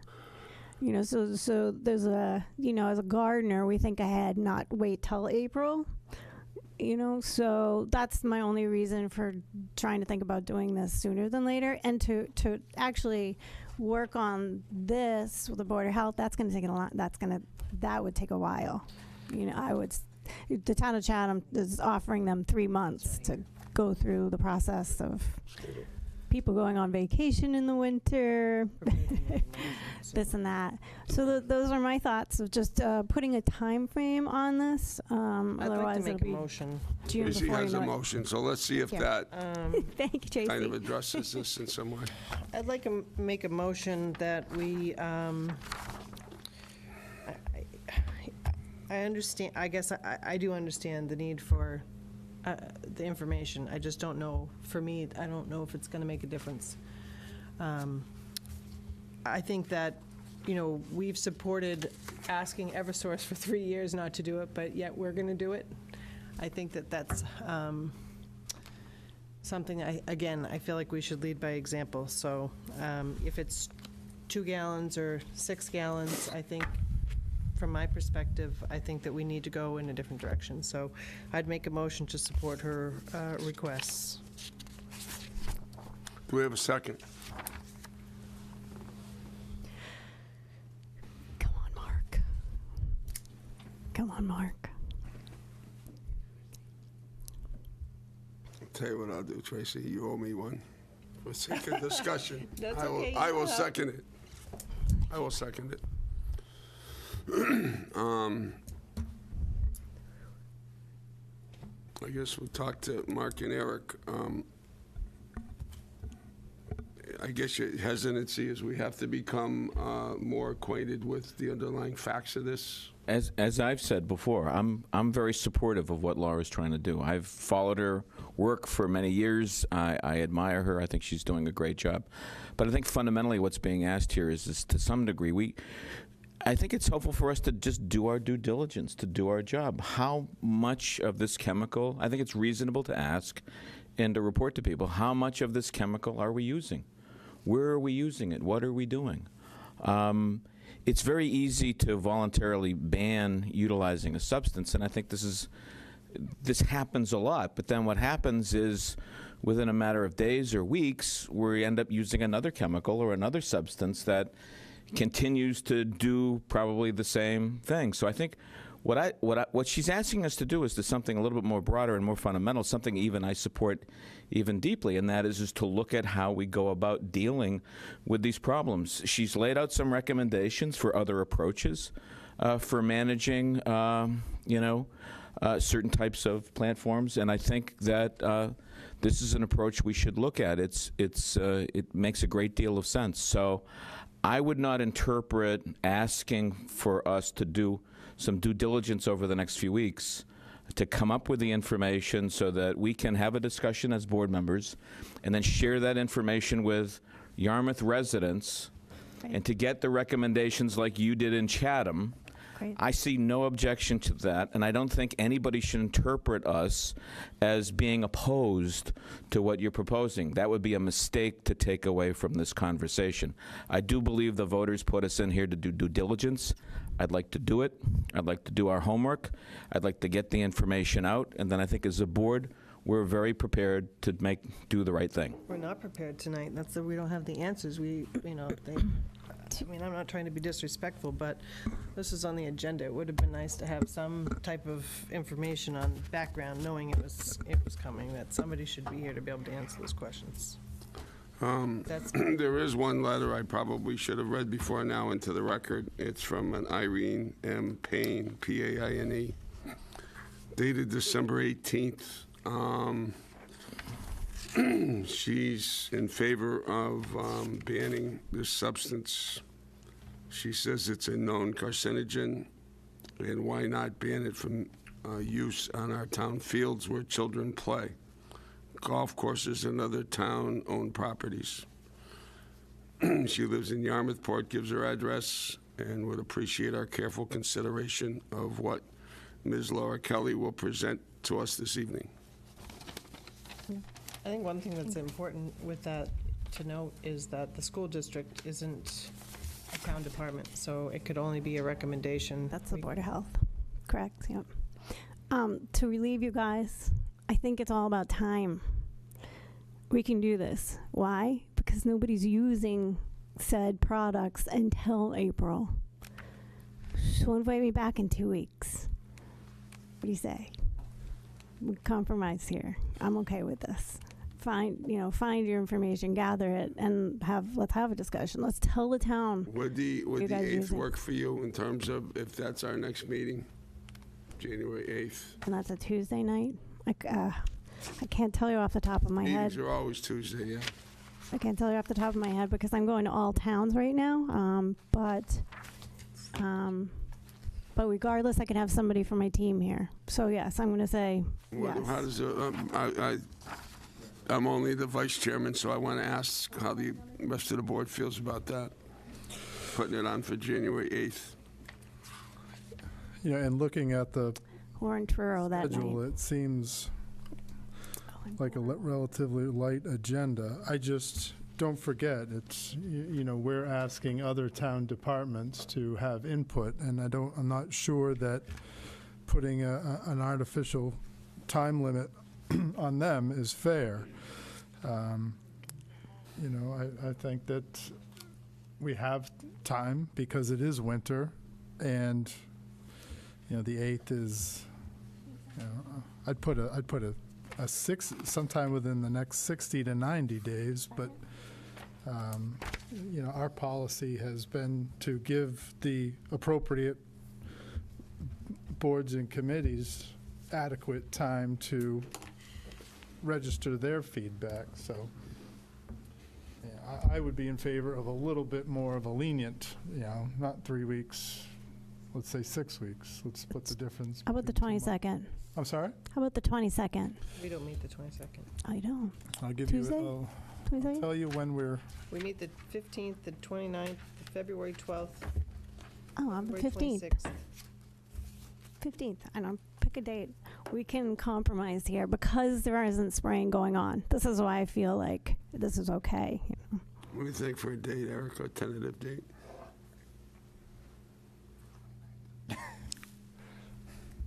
Don't say June. no. Again, the agendas are light.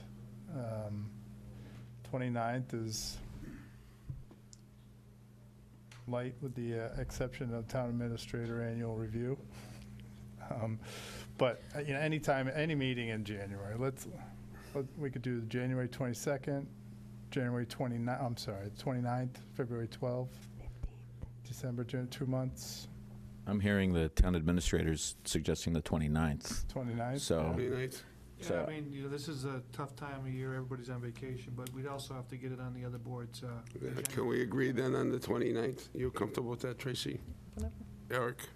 Yeah, I Mark? think that's fine. oh yeah, I think that's Okay, great. 29th of January. And I would like to hear from other departments. I think it's worth Especially the us- Board of Health. Yeah, You think they might hang out with us that night so we Maybe. can talk to we can them? invite them. Because that's what Chatham did. It was Could a invite them. nice banter, a ball bouncing on the room back and forth, everybody asking each department different things. It worked nicely. So You think we can invite all we them? can do is ask, right? There's a motion though on the floor, I'm not exactly. It's, I do it wrong? I don't think we should press for a vote. It would have a negative press value, and I don't think I don't think they're against it on substantive grounds. They just think that other departments should have a chance to weigh in. So why don't we just withdraw the motion? You know, okay? I'll withdraw the I don't owe second. you anymore. No, you don't. It's perfect. You don't. Right on, Tracy. You weaseled out of it. Okay, so we're going to withdraw the motion. We'll see you on the 29th. Bring back the same quest. Thank you all very much. Have happy holidays. Thank Here's you. to your health. Drink lots of water. Okay, next item, fiscal year 2020 budget presentation. Get your books.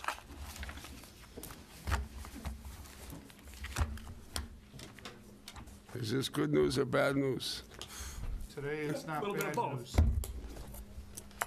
A little bit of both? Chris says a little bit of both. No bad news. That's encouraging. It's early yet, though, Mike. Yeah, true. They kind of pile it on at the Can't end. end the year with bad news. Actually, maybe it's better to end it than to start a new year. Let's start the new year right. You want to kick things off? Yeah, for now, it balances, so, That's the good news. For now. for now. Yeah, I'd like to thank Chris and Pam and Linda and Ed Centio and Rich Bienvenu and all the other departments that went into this effort. It's a big effort. It's the biggest thing we do all year. Three things specifically that I think that we should highlight as new. We asked each department to provide a brief narrative as to highlights in their budgets. One of the key things we focused on in the off year was how is it that your particular budget will advance the goals of the Board of Selectmen? So as a refresher, in the front cover of the document is the Board of Selectmen goals that were decided on in 2019. And then towards the back of the book is capital budget recommendations and also free cash recommendations. So all of the budgetary information has been compiled here, and it's highlighted by the department narratives as it relates. So for now, there's, if you remember, this is, of course, a first pass-through. There's a lot of assumptions as we know things, as we were putting the book together over the last few weeks. And then even since that time, as recently as Friday, some additional information that was not able to make it in the book came to our attention. But to some large degree, we're going to, as you know, have some significant decisions to make coming forward into the future. But for now, I am pleased to state that the budget, if you want to go right into the presentation, Chris, which what we believe, based on our feedback with the board over the last year, was able to significantly, as presented tonight, advance the goals of the board going forward. So a few things, revenue estimates on the presentation packet that we have here. Again, using the budgetary guidelines that we provided the departments with. We've allowed for up to 2.5% increase in the budget. New growth at 400,000. Last year, that number came in actually at 490. We do know we had a departure, a significant departure in the assessor's office.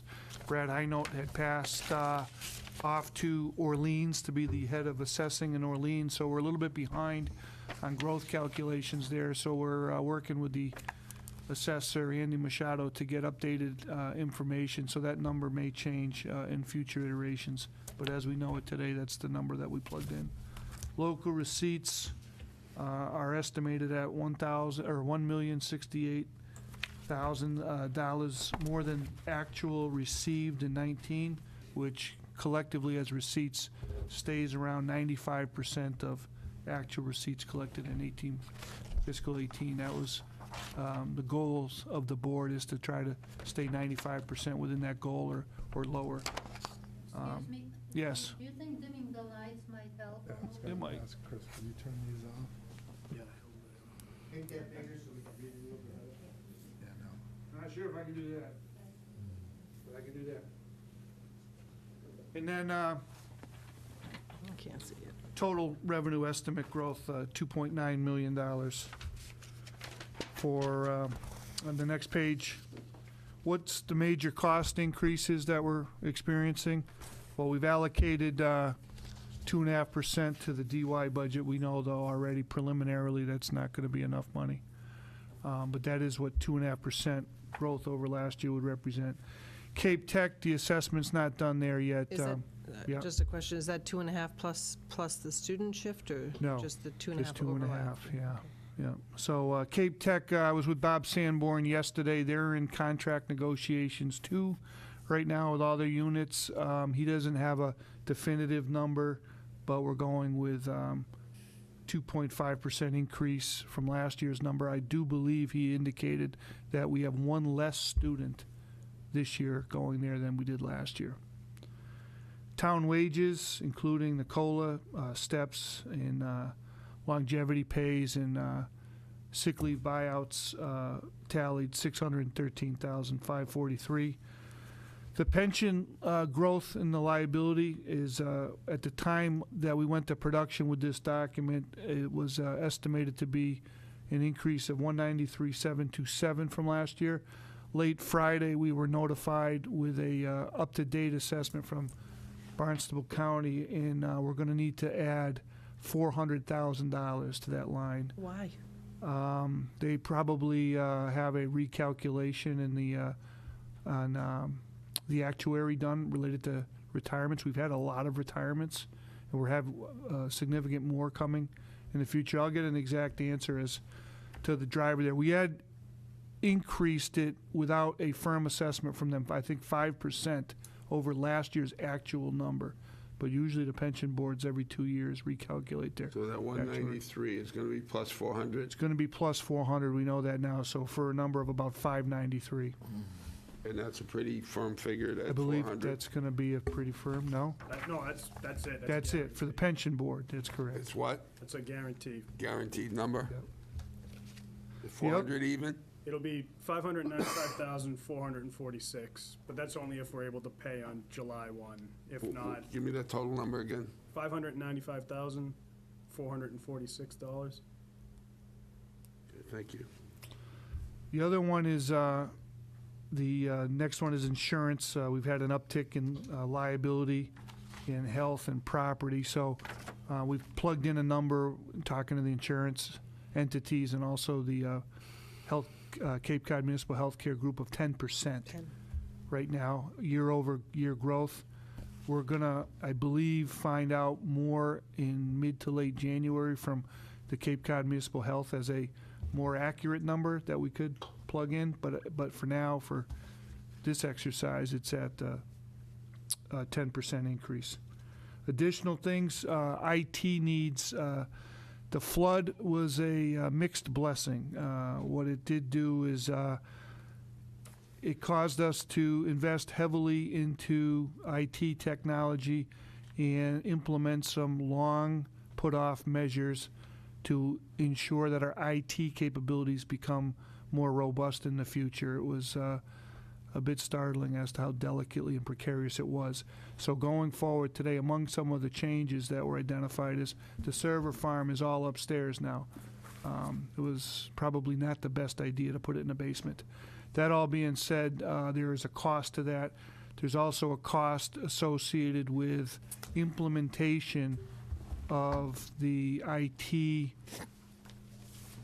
activities going forward, and one of the things that periodically, as you know, because we'd have to send you notice, you'd have email faults would go down. We'd get periodically notified about that. Our system was incredibly one human being, like many things in government, dependent. So we've moved to a system in which we have a managed, if you will, managed care provider, such that the entire IT network is now being monitored on a 24/7, 365 schedule. We didn't necessarily know that before. We typically ran into trouble if we had an outage. It was because somebody told us that an email bounced back or a department was having trouble. So when Rich does his presentation for IT, he'll be able to speak to the more detail on what the IT lift has cost the town. But it's fair to say, though, that recommendations that were provided to the town in 2016 will have been substantially fully implemented with this budget. Are these one-time items? Well, there are some ongoing costs to this, so I don't have that detail specifically in front of me, but we'll have that detail broken out to you when the IT budget is presented.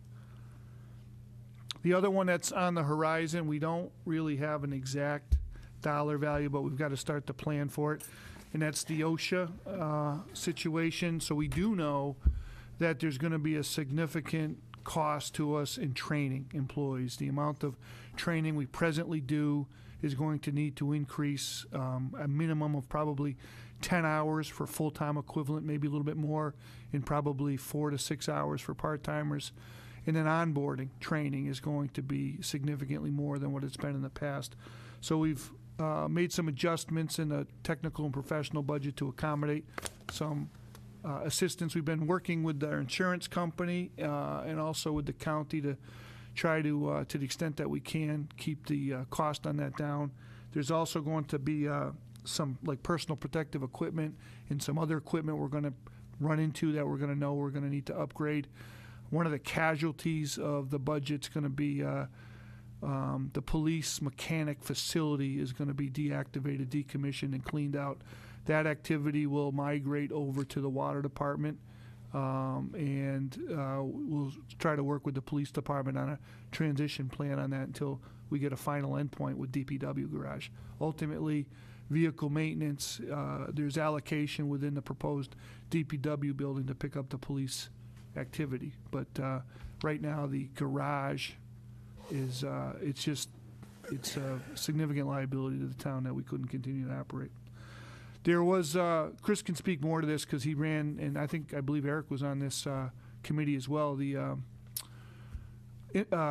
recommendations about fall town meeting potentially. So there may be a desire to have one, but I believe that the moderator has indicated that the group had talked about going to a split town meeting schedule. So we've put a little bit of extra money away for paying for the activities associated with going to a fall town meeting. I don't think in a long time there's been one, but it would cost us a little bit extra. Is that dollars. a change in our charter? Is that something that needs to be amended? No, it's up to us to just do it if we want to do it. Right. And then there's a kind of a catch-all at $581,000. The biggest driver in that is we had to increase the C&D construction demolition line, so we don't run short in that. That went up by over $300,000, which is good news because we're collecting a ton of C&D right now. Energy is in that account, and that's kind of a volatile market for us. Between electricity, grid had Eversource had a rate increase. We're not really sure what the impact is going to be on that. And then also with natural gas, and depending, right now we've had, I think, kind of a mild winter, so we're pretty good on the gas buy. So we're hoping next year stays in those trends. The other one that's a driver on that, our legal counsel for both labor and general town council affairs, they both asked for what I'd call very reasonable increases in the cost of their service. Tallerman has been here, I believe, the year before I arrived in town, has not asked for an increase, and his is going to just go up by $500 a month. We get an incredible service from his crew, so that would be $7,000 a month. And Andy Waz group, Toomey and Lahane, they're going to just go up a little bit on their hourly rate increase. And altogether, that total for those groupings were about $581 on the expense size.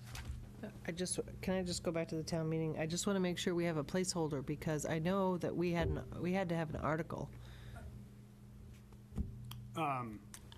So the only change that would need to be, this is out to legal counsel for an official final opinion, but after looking at the bylaw and the charter, the only change that would actually be needed is if we wanted to change the actual date of our current spring town meeting, because by bylaw that says it is the first Saturday of the month of May. So you wouldn't consider the fall one part of the annual town meeting? It would just be a special? Special town meeting, which the board can call at any point. Right. Okay. So the question is, Tracy, your point is, does it make sense, right, for us to list in a bylaw or the charter if we were to go forward with a fall town meeting? So we'll see what council's recommendation is on that. But just on that piece, the committee that's responsible for looking at improving town meeting attendance is on the schedule, will be before you with their recommendations, including this, on January 15th.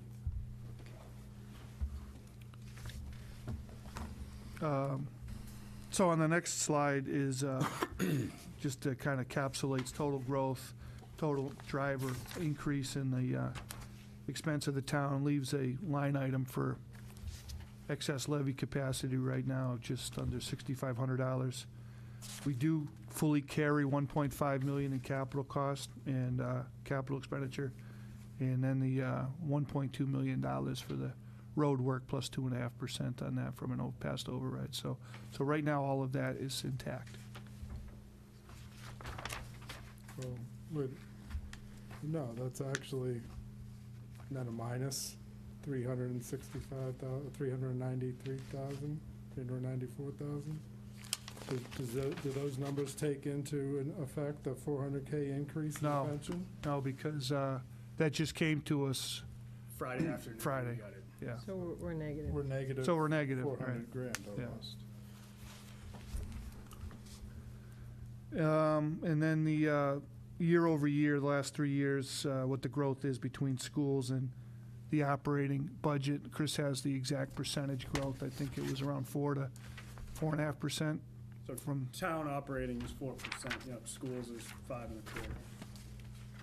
And I believe there's no contract settlement either at DY, so we don't know what the impact of their contracts are going to be.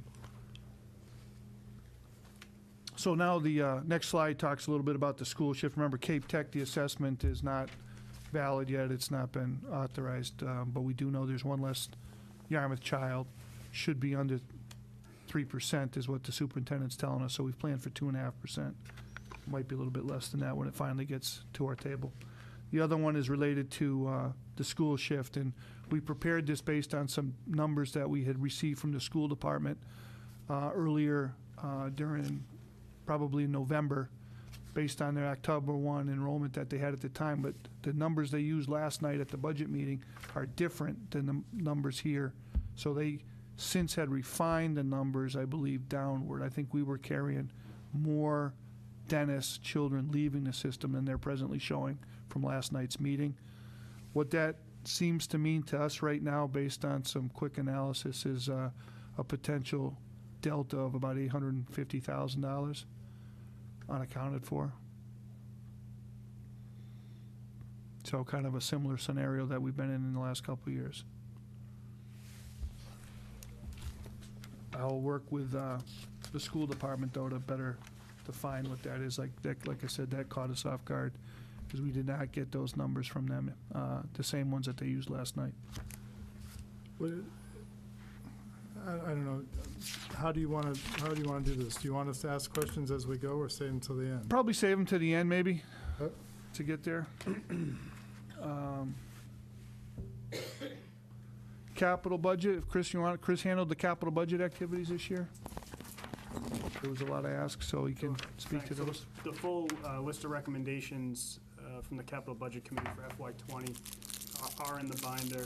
There's also a full list of the town's proposed 5-year capital improvement plan that includes FY20 and then 4 years out. And there's also a 10-year capital facility plan, which just broadly highlights potential borrowing that's in front of the town. So all that is in section 2 of your binder. These few flip slides just give you a very quick overview of the committee's process this year and then what we're looking at over the next 5 years. So as you'll see here, the committee this year, they reviewed 70 requests totaling $28.7 million. That looks a little high. That includes $13.5 million for the DPW facility that's in front of us. There's a breakdown of what they recommended, so they were able to recommend within the 1.5 that's allotted to them, as well as through other revenue and enterprise accounts, 66% of the plan. Of those levy-eligible 1.5 million, only 33% of the requests they were able to recommend to stay within that allotment. I've just listed here, just for your reference, the current capital stabilization fund balance, which is just shy of $1.3 million. The table below here shows the breakdown of the different funding sources for these projects. They did come over $2,000 on that 1.5 levy. We did account for that. That was part of that $500,000 catch-all and budget increases on the prior slide that Dan described. Enterprise reserve for our golf and water departments, 2.2. The roadway line item, which includes roads and stormwater, at 1.4. Special revenue, this is particularly related to recycling reserve account to fund recycling compactor over there. And then their recommendation is capital borrowing for the DPW facility at $3.5 million. 13. I will say that the Capital Budget Committee will be before you on February 26th to go through this and their full amount of recommendations, their full list of recommendations for FY20. The next slide just gives you a quick outlook of what we're expecting over the next few years. So excluding the FY20 recommendations on the far left, you see what we're looking at in terms of current proposed projects as they've been submitted by departments over the next few years. Point to you the top section, which is the light blue. That is the levy requested projects, with the exception of FY21. All things being equal and all things staying the same, we look to be in pretty good shape in 22, 23, and 24, with those coming in under the 1.5 that is allotted for those projects. This doesn't take into consideration any school projects, though, correct? It does not, unless they were submitted to me. The only project that was submitted by the schools for next year, you'll find that in your binder under the 10-year facility plan, is a roof replacement for Emmy Small. But that is all I received for that. But you'll have the full detail. It's in your binder if you'd like to look at it. This is just a very quick overview, a very quick reminder. Portions of these slides in more detail have been presented to the board, certainly during the Matakees Middle School building project discussion, but we just wanted to kind of list out here, as a reminder, some of the major capital projects that are ahead of us with the amount, the borrowing terms, interest rates, details, things like that. So that covers capital. And Before you move on the school component, I was notified today from the superintendent that they would like to meet in the very near future to discuss the terms of the borrowing. So right now, remember, based on our planning exercise that we went through in November, we were carrying a 25-year term note with a 5.5% interest. So not really sure what it's going to lay down. Indicating they can't hear. Yeah.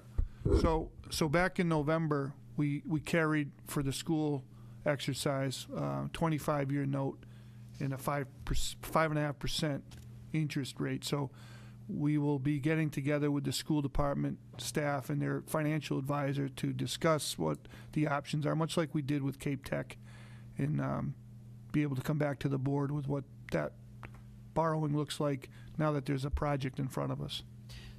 So that's in totality, though. So what happens in the short term? The short term. So there was a what's referred to as a cash flow projection that was sent to us recently that our financial services company is analyzing for us to be able to report back to us based on the rate of expenditure that the architects and the consultants have presented to the school department, what our carrying cost would be based on our present agreement with the town and the school district. So I'll have those numbers very shortly, certainly by the January 8th meeting. If I get them earlier than that, I'll send them to you by email.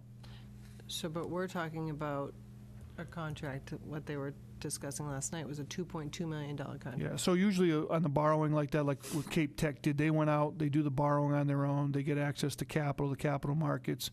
The note comes due the first, usually many months down the line. The interest will be identified as due, say like very similar schedule to Cape Tech, but say maybe like in September, the interest note payment would be done 6 months after the borrowing goes out. So they'll carry that potentially for a while, or we have some time. I'll know more about that, though, within the next 2 weeks. So you don't think it will impact our FY19 budget? I'm optimistic, but I'm not going to say to you tonight that I'm absolutely for sure that it's not going to until the financial analysts provide us the projection. But like I said, I'll know within probably the next 10 days for sure. And moving into free cash, it's a good segue. There is a, Dan will describe it, there's a good amount available that could potentially go to that if needed for FY '20. Yeah, so as you recall, we were getting in position, because we knew there were going to be borrowings coming in front of the town, to add some additional funds into stabilization to assist with the credit rating exercise that we'll have to go through shortly. So we had identified that we could, through about a $3.4 million free cash number for this year, that we could immediately tell the credit markets we could put $1 million away towards that balance, and that still left a fair amount of leftover free cash. And these are the big items that that were identified to the departments. We had an exercise where we worked with the departments, and that would still, even if we did all of that, that would still leave us a little bit over $1 million to apply towards some sort of either the Matakey's debt schedule or DPW. So, like anything else, it's going to come down to some choices. So as we know a little bit more about some of these numbers, we'll provide options for you to consider as to how you would like us to proceed. And, as a for instance, you could say, say we need $3 million. You could say that as a board, well, you need to put all $3 million towards whatever that is. So, I mean, those are the kinds of decisions that we'll be able to put in front of you. We're also going to, over the coming days,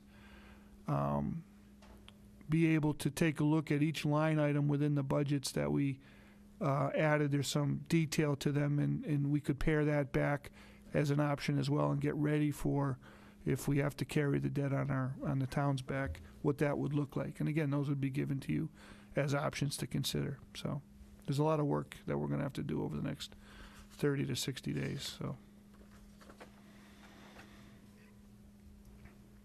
some other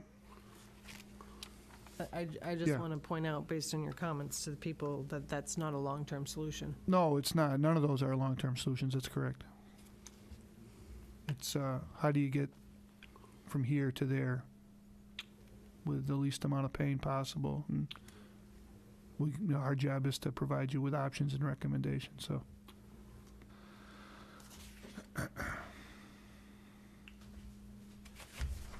go ahead.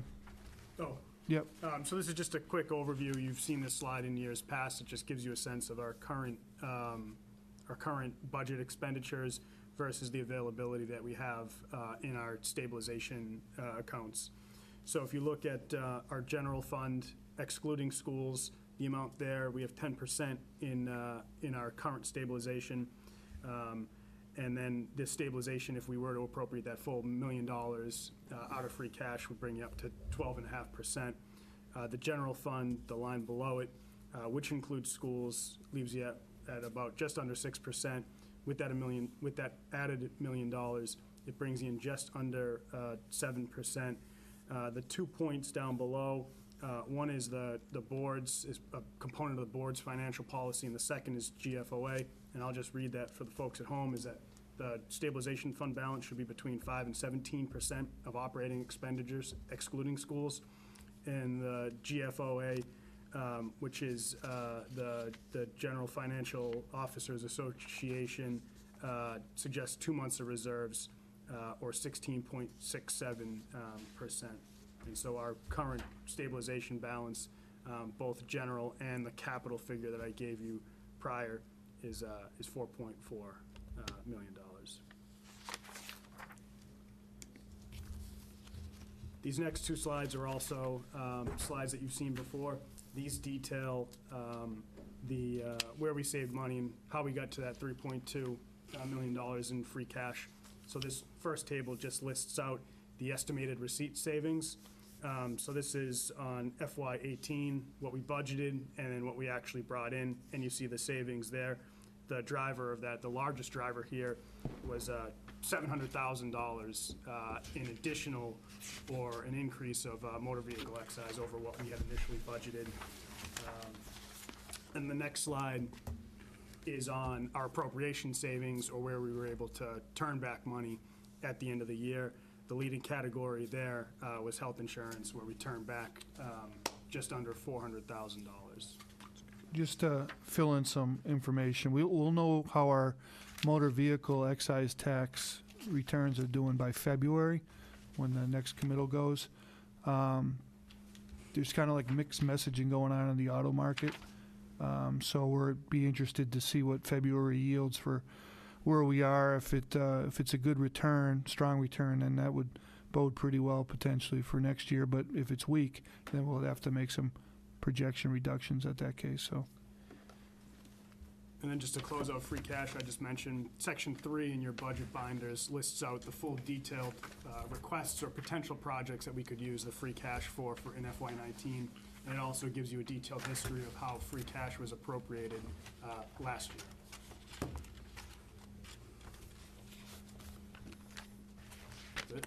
So in summary, like I said, this is a preliminary review. We've made some assumptions based on information that we knew at the time we went to production. But it's subject to some revisions, obviously. As you know, we had mentioned to you the situation with the retirement. And there's also the school numbers will need some refinement, so.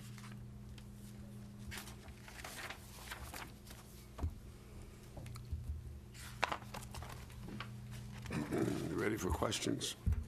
Eric? Do you have any questions? I guess one question and one comment, really. So 400,000 for retirement, 800,000 ballpark for schools, so that puts us in, 1.2 million in the hole. Do we anticipate that golf is going to need any more supplementation this year? Right now, we're not projecting that to be the case, although as you recall, although I'm not sure if you were here at the meeting, there was, we're going to need to go in front of town meeting with the new rate structure. So if that is successful, then we'll be in better shape with the golf department going forward. Right now, as they built into the projection with that rate structure, they would not need to tap any reserves or town cash. So what's the 30-second solution to closing a $1.2 million gap? So right now, what I'd like to do is probably wait on that a little bit and let us analyze some additional things that have occurred and that are likely to occur. What I'd like to be able to do is what's the totality of what we think we need to cover, and then we'd be able to give you some significant options from the easiest one, as I just had mentioned. You could take free cash and hit that, but I'd prefer to give you an option such that for those items that would be recurrent to the budget, that we give you an option that allows for you to analyze what the impact would be going forward and would accommodate that cost so it's carried forever into the levy, So it's going to take a little bit of work like anything else. Based on what if you told me tonight, well, go back and by January 8th give us how you're going to cover $400,000 out of the general budget under the levy, I would have that number for you by the 8th. But there would be some things I'd clearly have to cut that may have an impact to some degree, but we'd survive. That's a doable number for sure. Now, when you're talking about the school number, same situation as we were in last year. So we can queue up some options for you, because that's like the gift that keeps on giving, because that's a year-over-year problem, and we've known this is a problem. So it'll be a matter to what degree do you want us to adopt those options for you, and then how much do you want to potentially send to the voters, and how much would you want to use savings to pay for that? We're going to queue it up in a lot of different ways. Clearly, if you have some direction you'd like us to go down the road in, I'd take that willingly right now so that it can help us guide this exercise. Yeah, my only direction is that this board, in the 10 years that I've been on it, we have never used free cash to fund deficits simply because of what Tracy said. It's non-recurring revenue, and then you have a hole the following year. So when the GOF, you said we're going through the bond rating process again this upcoming year? Yeah, so we had an unofficial walkthrough with Standard & Poor's last year to get us ready for an official one. We're probably going to need to do that sometime before we go out for a borrow on the probably on the golf. There's a decision going to have to come up on the golf note from Bayberry as well, but particularly if we do decide to do the DPW facility, we're going to have a credit call on that before that. So. Well, that was my next question. You know, we've got the tech school. You know, we more than likely have the middle school. Now we're talking about the DPW facility. You know, so far one, probably two are funded. You know, we'll have the question of whether or not we're going to fund the third. You know, what does all this debt have on our bond rating? I mean, sure you can vote to fund it, but does it have a negative impact on your bond rating? Well, I suppose there's 2 points to that story. One would be if you get a debt exclusion to dedicate revenue to pay for it, that's a credit in your favor. Second to that, though, would be like anything else. You're incurring more debt on your books. We have a very low debt ratio right now. It's one of the cleanest books that there is probably across the state. So I would say that, you know, like anything else, if you can say to the credit bureaus that you've taken care of your liabilities and you don't need to borrow to take care of those things, then that's a good mark for you. But if you're borrowing to take care of things that you knew you needed to take care of, there's probably going to be a little bit of a hit to that. But I think the single biggest problem we have on the credit rating in the past was we didn't have enough cash in the bank. Now we're in a better position. But the second thing is the full-time job equivalent job generation. The Barnstable County statistical area that we report in, this is kind of a scenario, this is not unique to Yarmouth. All those communities stuck at AA like we are. The bar now is so tough to get to AAA. If you're at AAA, the key is to not do anything different so you don't slip down. But that bar now for those of us in our group to get up there is pretty high. If we had more cash in the bank and we didn't have to have debt, have to go out for these borrowings, that would be a better story. That would offset some of the job situations that we have. Right now, the economy's good for us. Last question, a debt drop-off coming? Very little. Very little. It's a few $100,000 maybe. Yeah, it's not a lot. You know, and my last comment is the student shift. Again, you know, that's the gift that keeps giving. Yep. And here we are, gonna jump in bed even further with our buddies in Dennis, and it's sad. I mean, we're going to be 80-20 pretty soon. And there's no contract settlement, right? So all of the collective bargaining drivers over at DY have not been settled out. So I don't know what they're carrying as a projection for that, but well, if history is any indicator, she'll carry more than she can possibly afford, yeah. And therefore that number will go up. It won't be just the student shift. It will be student shift plus salary increases. It's just a mess. That's all. Thank you. Tracy. Dan, is there anything different in this budget, new positions projected, or? That's a good point. There was if you know, the police department has done a good job with getting grants, garnering grants for like social work type of activities that they're doing and violence against women. So we had to pick up some added salary line to carry that because there's a provision that we have to match for that. It's $14,593. That's extra. We are also carrying, we put in $5,000 into townwide emergency management expenses. That's not something we've had in a long time. The departments like fire and police have carried a little bit, but with all the weather-related problems, figure maybe $5,000 could go a long way into any unforeseen circumstances we might run into. And as far as adding any additional personnel, there's no additionals. I know that 14,000 was a great deal. Oh, it's a great deal. There's no question. Has there been? So that person is an actual town employee. So that 14,000 includes benefits. It's all our share of the salary component to it. So what I'm going to do is I've asked Pat through community services in that alignment to kind of work with the police side and with health to give you a presentation as to the delivery of social services, because Bruce is carrying grant money. He's asked for some more grant money. He's had a pretty innovative relationship with a counseling entity that he'd like to do a little bit more on. It's had some pretty good success. But I'd like, before we present the budget to you, have them come in front of you to talk about, as you know, the social needs of the town have really grown. And it's not always evident what we're doing about that, but I feel really good after putting all the pieces together that we've had a pretty good strategy to address that, and you should hear from both the police, community services, and with Bruce, a report on our social services efforts. They're really kind of like a cocktail approach right now. Right, no, it's very But divided. it's been pretty good. Okay. So. And obviously, I think an analysis of the. That's a bad effect- term to use, by the way, a cocktail approach with social services. Oh. You know, analyzing the efficiencies of these to make sure that we're Yeah. doing it.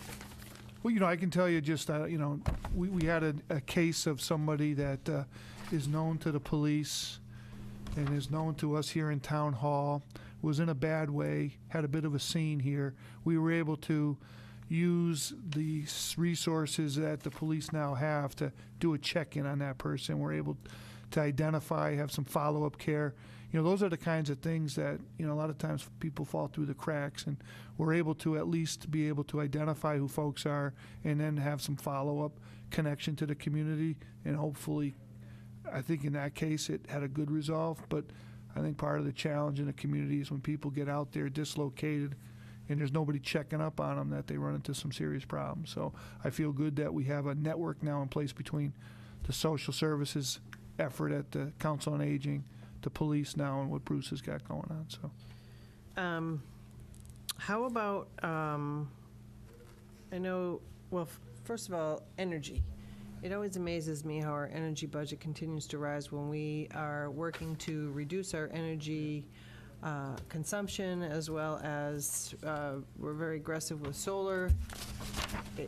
So- We never seem to be going in the right well, direction, though. energy's actually been, in some instances, I don't have the exact numbers in front of me, maybe Chris does, but the problem with it is you can't budget short. Otherwise, you'd run into a problem, right? So it has been a scenario where we've been doing okay. But let's take fuel, for instance, right now. Typically, we buy fuel off a contract.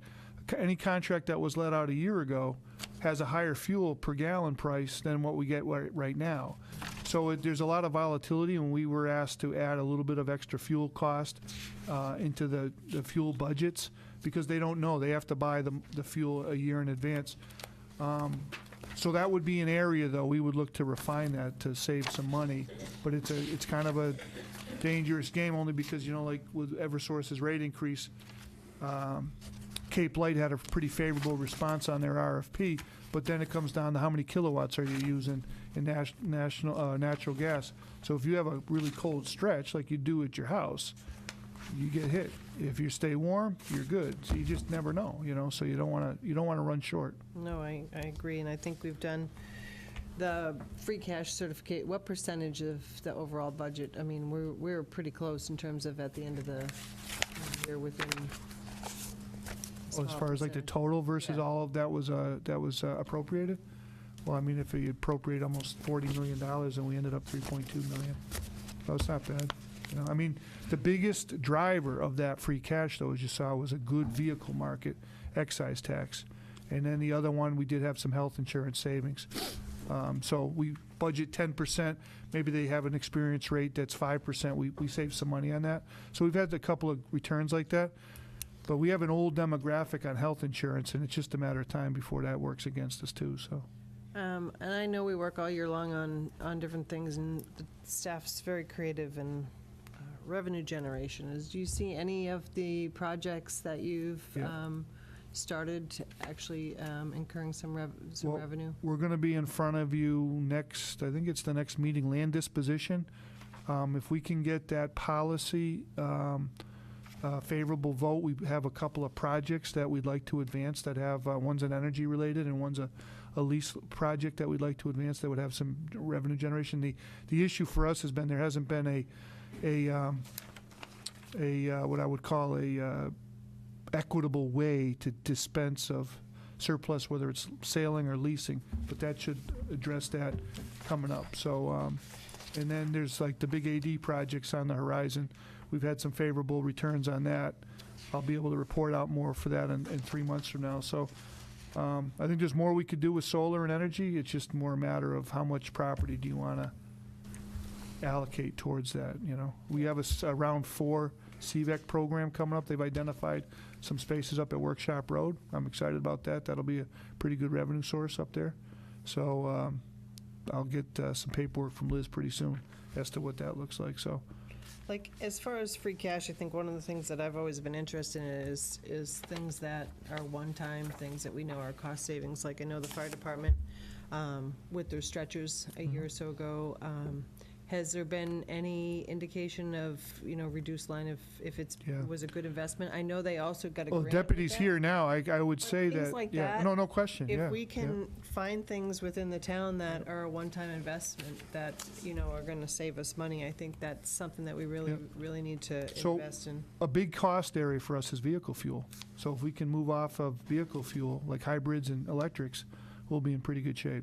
So I anticipate, Electricity rate's gonna go up. well, no, the purchase rate on battery it's negligible. But the key is we're spending a lot of money on motor fuels. So part of that comes down to, like, we had the fleet study. So there's 240 items on that fleet study. Part of the equation would be, you know, are all those vehicles, we'll be able to study how frequently they're used now. So if they're not frequently used, we'll surplus them out. We've done pretty well with government bid surplusing vehicles.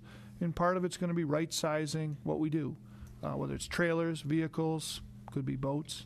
You got to, you know, we'll probably end up having to squeeze down on a lot of things coming up in the future, so. I really like the line of duty funding pilot that you have in here, because I think one of the things that really drives the cost up are these vacancies Yes. and the overtime. So if we can find a way to fill those vacancies prior to the long wait Yep. for funding, I think that, I mean, I'm not even sure that number's gonna do it. Well, so But- here's a good case for you. So we have a promotional event that's for sergeants, and we have a retirement coming up, but the list expires before the promotion can occur, or before the retirement occurs.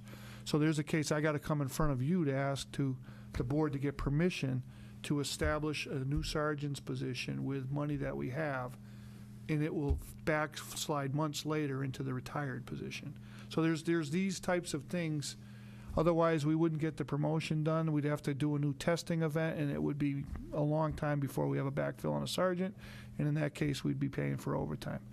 But the So- rationale, when we've been asking about this for years, was that we didn't have the funds, or the slot, so to say, or Yeah. the funds for it. So, but this will solve that, correct? It should help. Like, so what we're trying to do is backstop the most significant LODs, like ones that somebody's out for a period of time.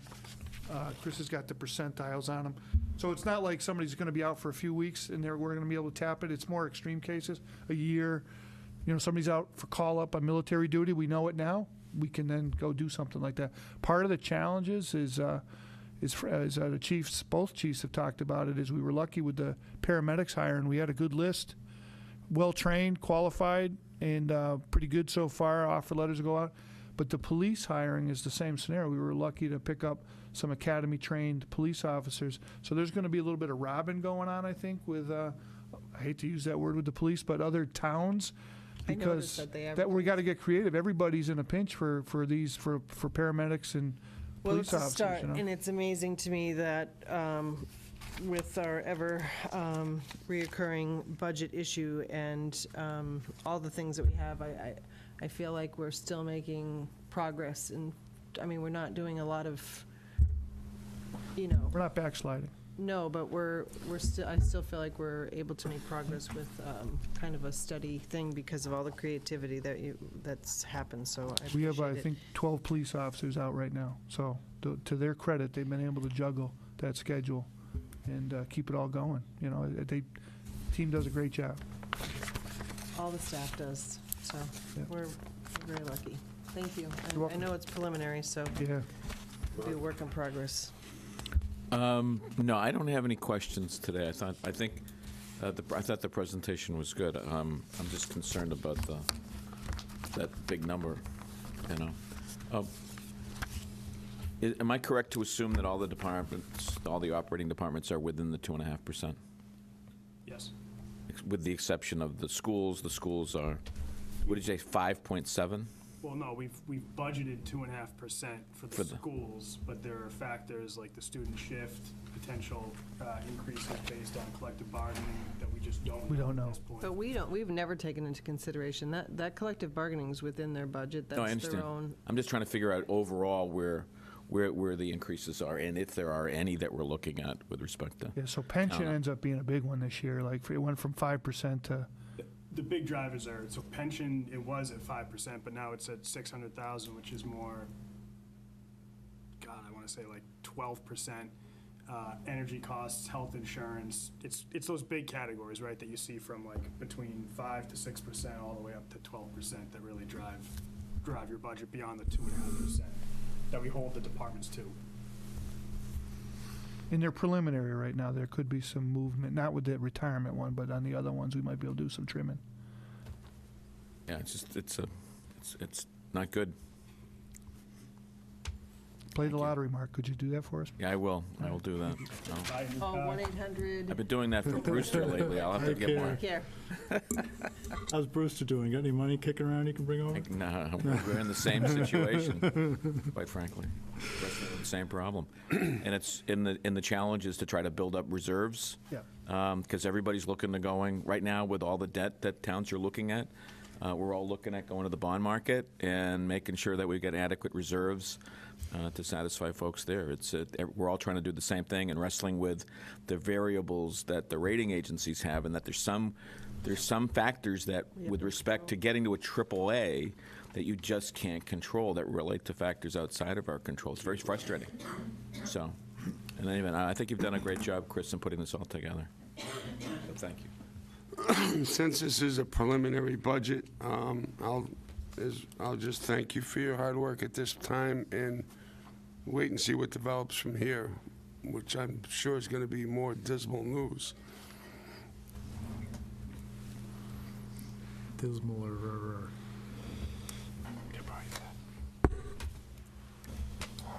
Anyone else? No? Okay. We're going to move on to the next item, the Mattakey School Building Project.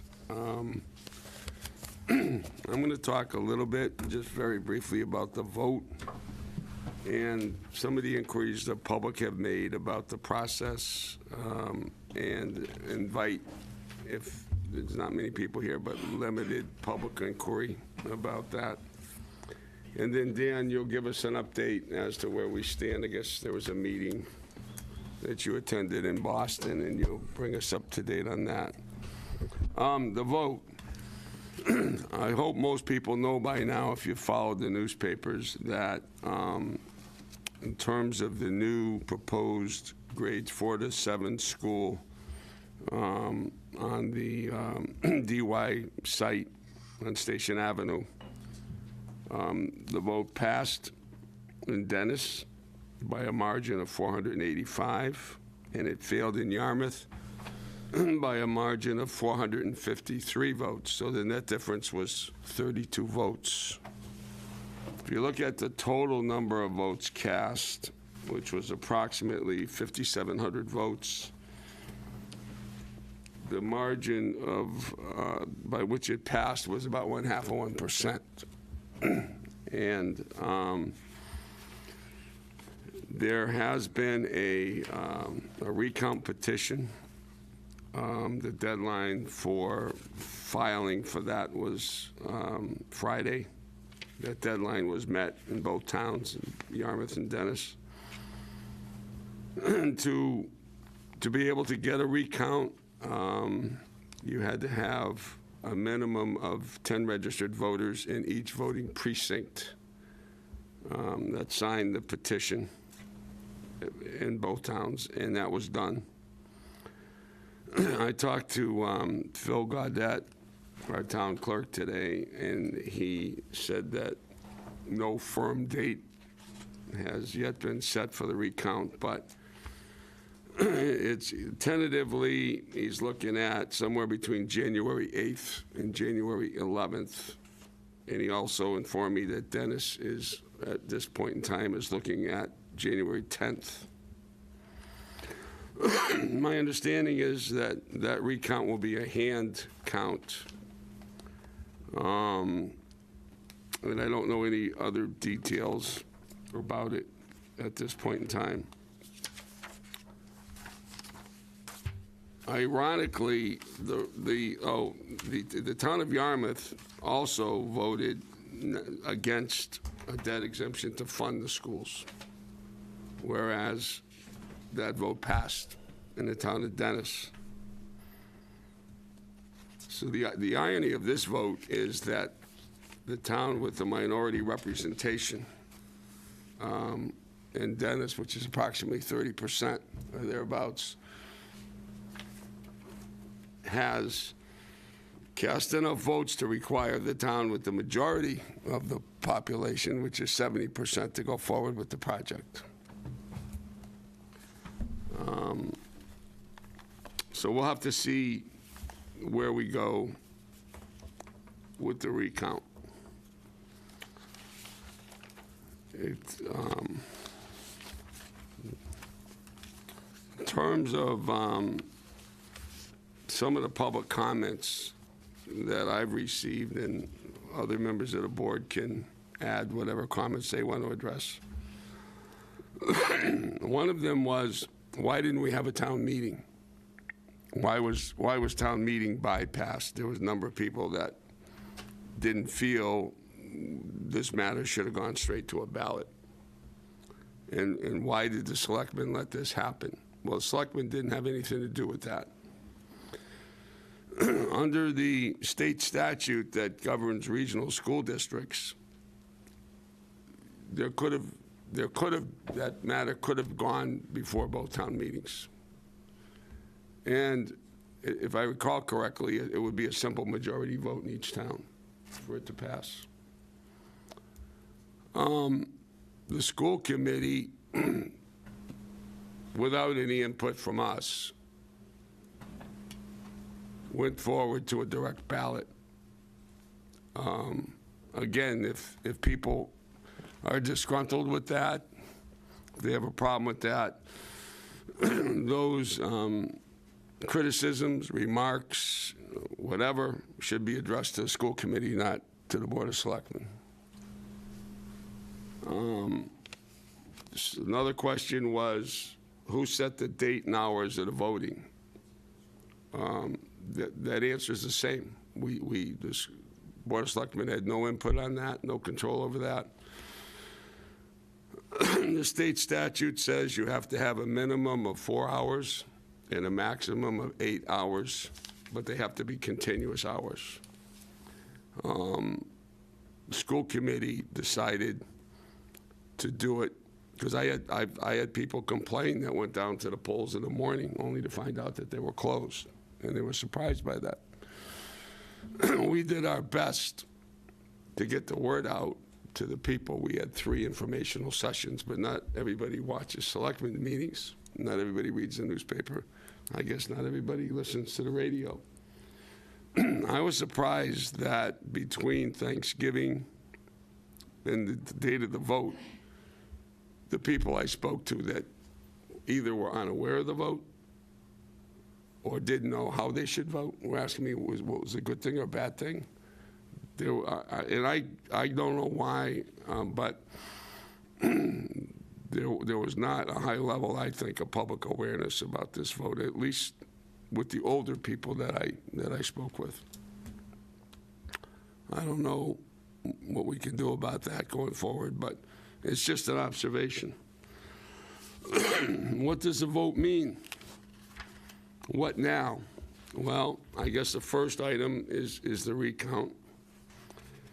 And if there's no way that Yarmouth can avoid the consequences of that vote, which I guess remains to be seen. I know our chairman wants to look into everything before we get to a funding decision. But worst case scenario, what it means is that Yarmouth would be liable to pay the lion's share of the school, which would be about 70%,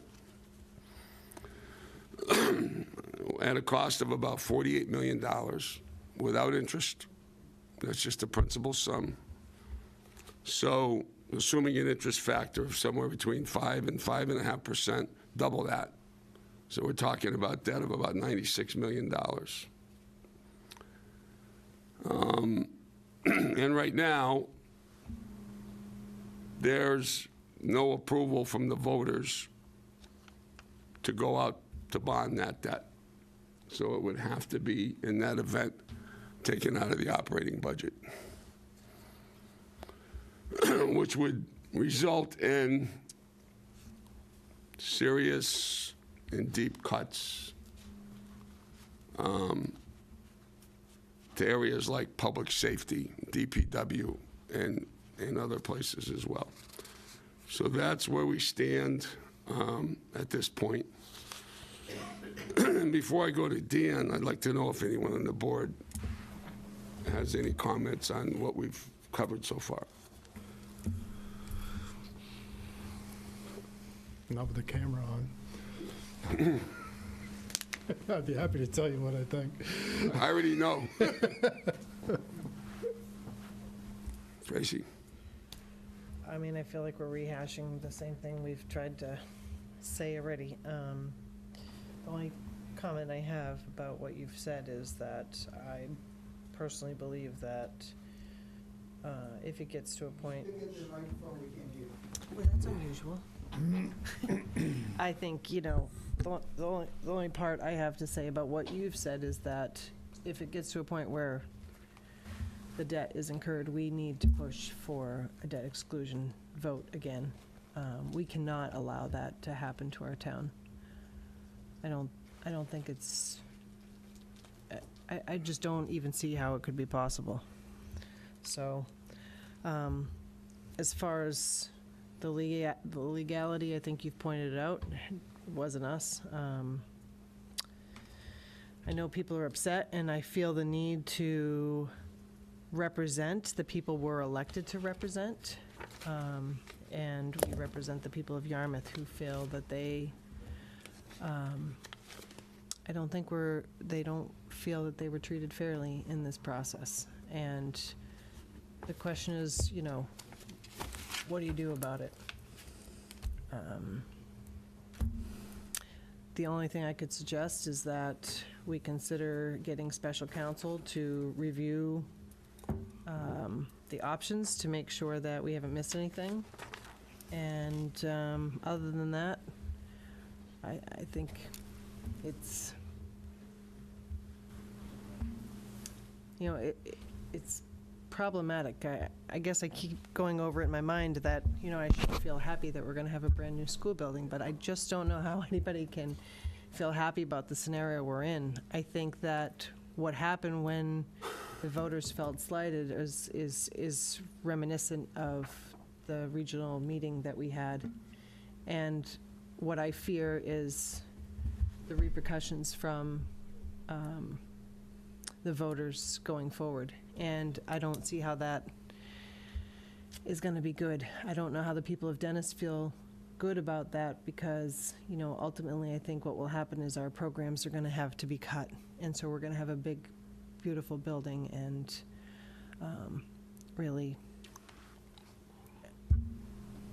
I just, the way that it's going, we cannot continue to fund it at the rate that it is. And I don't know how many times we can say the same thing. So my fear is getting budgets passed in the future that will provide the quality education that we want to see in our district. So, but about the vote, I think to Tom's point when he spoke earlier, those were questions that we asked and looked into when they first made the motion to make sure that it was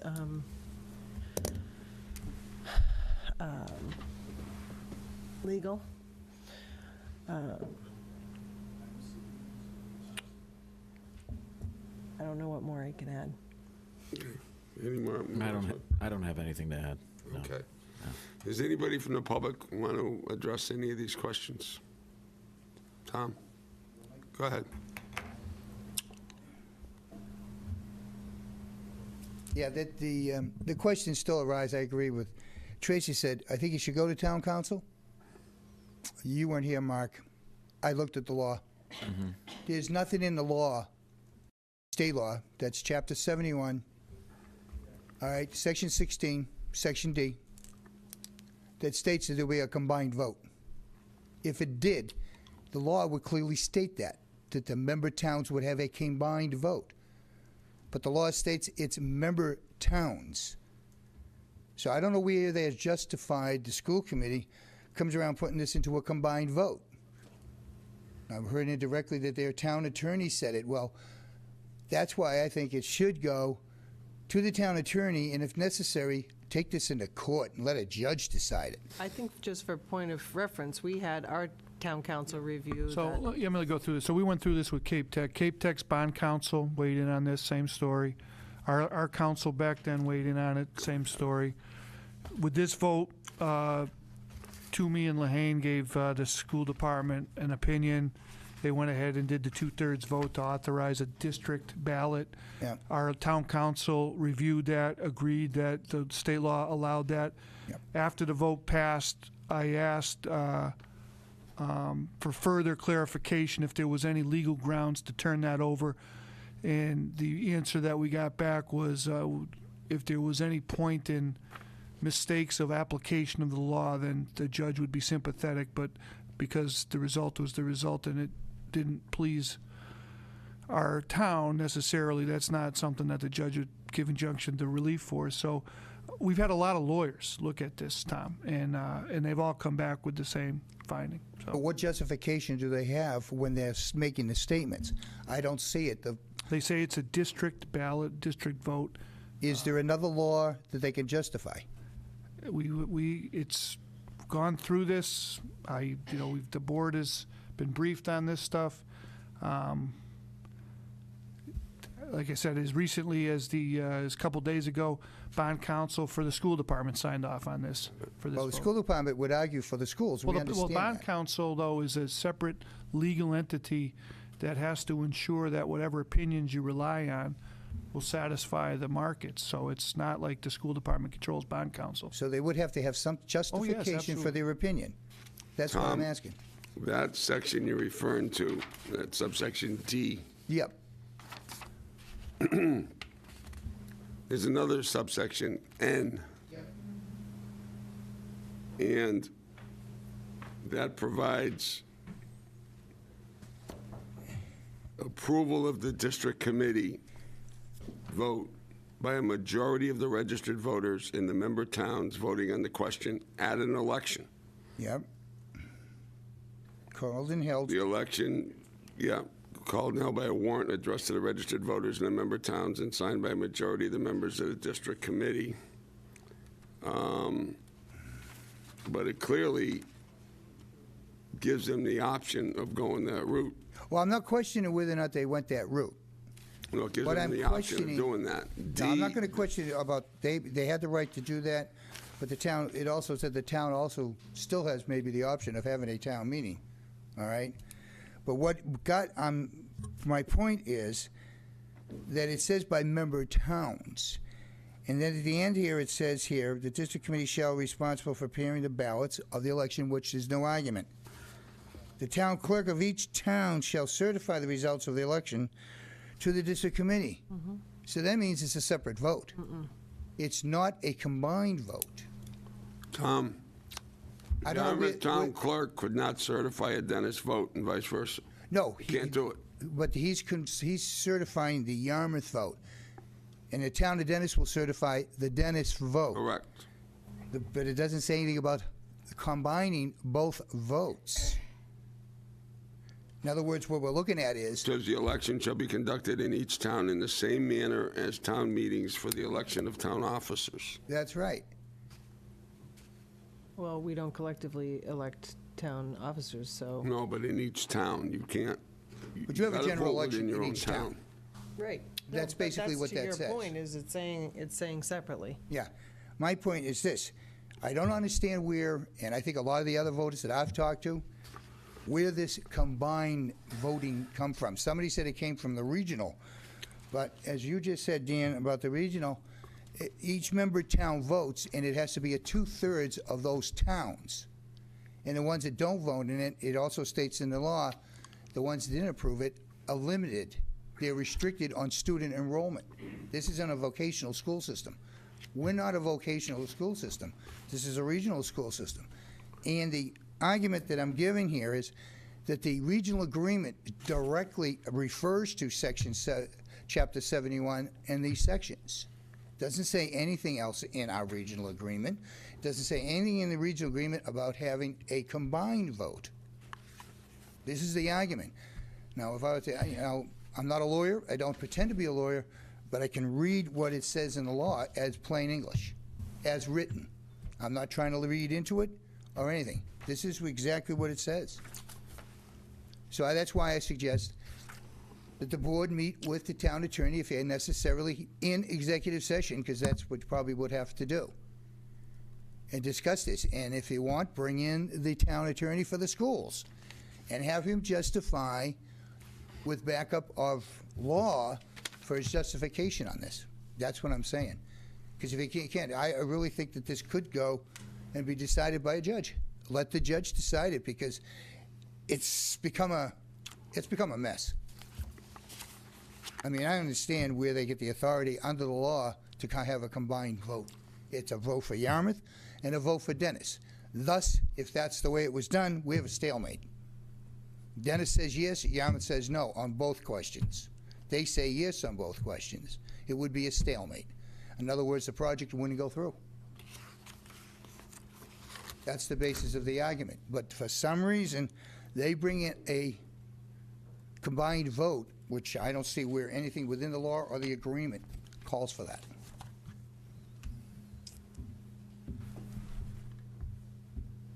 I should have been a lawyer, right, Mark? Good points. Or a politician, one or the other. Keep your day job. Yeah, my day job's retirement.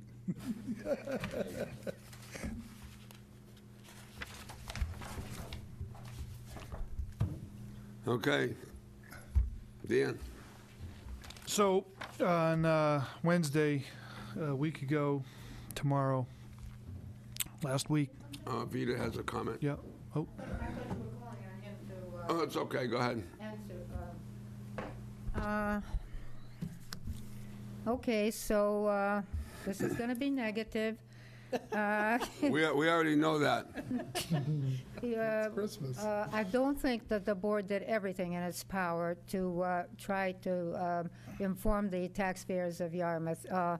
And of course, I'm going to refer back to my suggestion that we mail out a fact sheet to all the registered voters, or at least the ones who vote the most often. I think the fact that at last night, the president of the union went up to the microphone and explained that they made several paper mailings to at least 700 people within their group, I guess, that they influence, and telephone calls, 500 according to her statistics, and social media blitz. But I think the paper, I don't understand why people can't see that when somebody gets something in the mail and it's there for them to read. It's very different from looking even at the screen at an email. Somehow it's very different. Your brain gets concentrated, I think, if you see the numbers and everything. And first of all, it would have been announcing that there is such an election, and there is a procedure for absentee ballots and what have you. So I think, I'm sorry, but in the meantime, and the price, when I first talked to Dan about it, he told me about $1,500 was his estimate, for such a mailing. The next thing I know, at the meeting several days later, it's gone up to $5,000. So I'm not sure exactly how that happened, but apparently was about $6,000 that the group, the proponents of the project collected. They were able to make 2 Technicolor mailings, One was a card, and the other one was an envelope letter type thing with Technicolor also, and included an extra envelope for return, you know. So I just don't see how we would have had to spend $5,000 and why it multiplied so tremendously. It's interesting that some of the contributions to the pro project came even from a member of the school committee from Yarmouth. So there you go. I mean, well, as I said a long, long time ago, the project in the school building committee phase had been hijacked a long time ago by Dennis, and totally run by Dennis. And I think we dropped the ball there without, speaking up earlier about that whole matter. I agree, and they did it with our money. Yep. There were actually 2 members of the school committee that contributed, as well as the superintendent, as well as the assistant superintendent, as well as our friend Cleon Turner. They spent, this was a 10-day report that they had to file before the election, but they raised about $6,000. And yeah, I think it did make a difference in the vote. The thing though, Vita, and we talked about this briefly before, the town can send out information, but they got to be extremely careful about crossing the line and advocating a particular political position, because we can't use town resources to do that. Town money, town time, town employees, town emails. There's a very fine line. So you send out something saying, these are the facts and figures. It's really not going to advocate a position. If somebody wants to influence a vote, it's got to be done outside of using town employees and town resources. Can I ask you a question? Yeah. I had a chance to look at that report. I'm glad you did look at it. I understand who's on it. From what I understand, Mr. Turner was on the building committee. Yeah. The building committee is a subcommittee of the school committee, because it was appointed by the school committee. So did he maybe cross the line on this, forming the ballot committee? He's been off of that committee, I think, for quite a while. But still, he was a member of the, he was on that subcommittee. That's actually a subcommittee of the school committee. And Carol being a employee of the district. That's all. Those are the questions that I have to raise. Because there are restrictions on ballot committee on who can be, what you can do, like you just said. The town, like the town of Yarmouth, we could not do it. You could not do it. You can speak as individuals, but you couldn't speak as the town. Okay, anybody else before I go to our town administrator? Dan?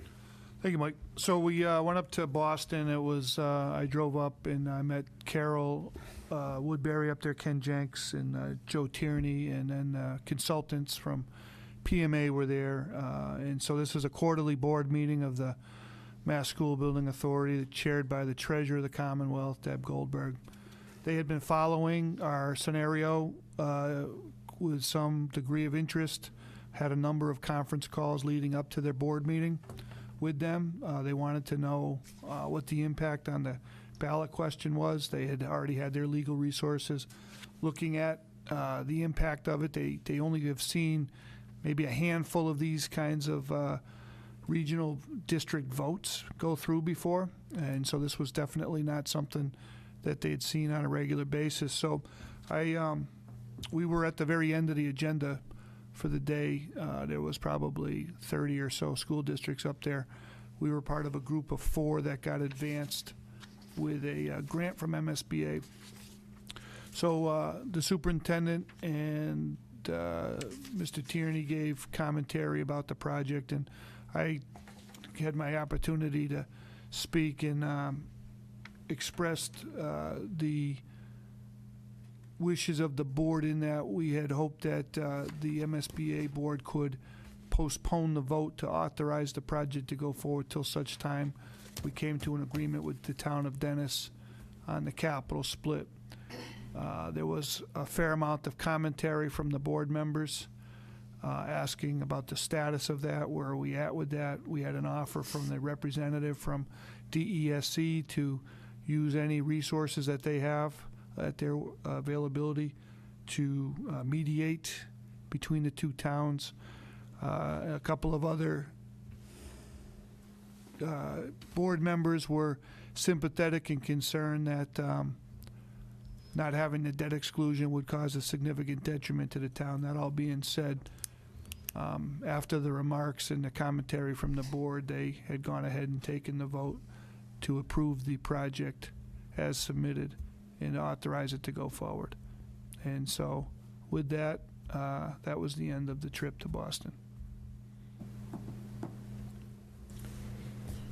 There were conditions where they're not put on the approval?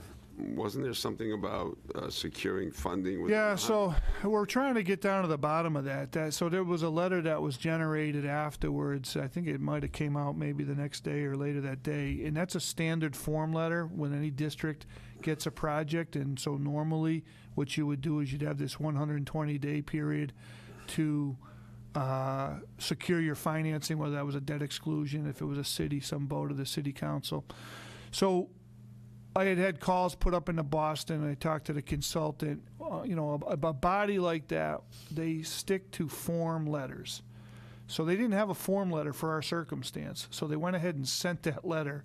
And I had indicated to the consultant that we're going to need definitive clarity from MSBA what that term means. I subsequently got back verbal communication that a certification of the ballot vote, the two towns, is enough to trigger the funding requirement in the MSBA's eye. I'm still trying to get that in writing, though. Did they know that there was a possibility of a recount when they issued the approval? At that time, because I believe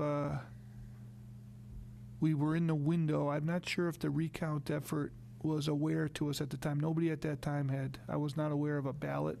No, I don't think there was anything submitted, but I mean, I wondered if that was discussed as to. Yeah, well, now that we have it, and there's going to be one, I'll communicate with the MSBA that there's a recount underway. So, and it's going to be sometime in the week after New Year's, right? It's the 8th, 9th, 10th, something like that. So we'll communicate that to them, and then, like I said, press them for clarification of that 120-day requirement that's in the form letter. Does anyone have any questions for Dan? Tracy?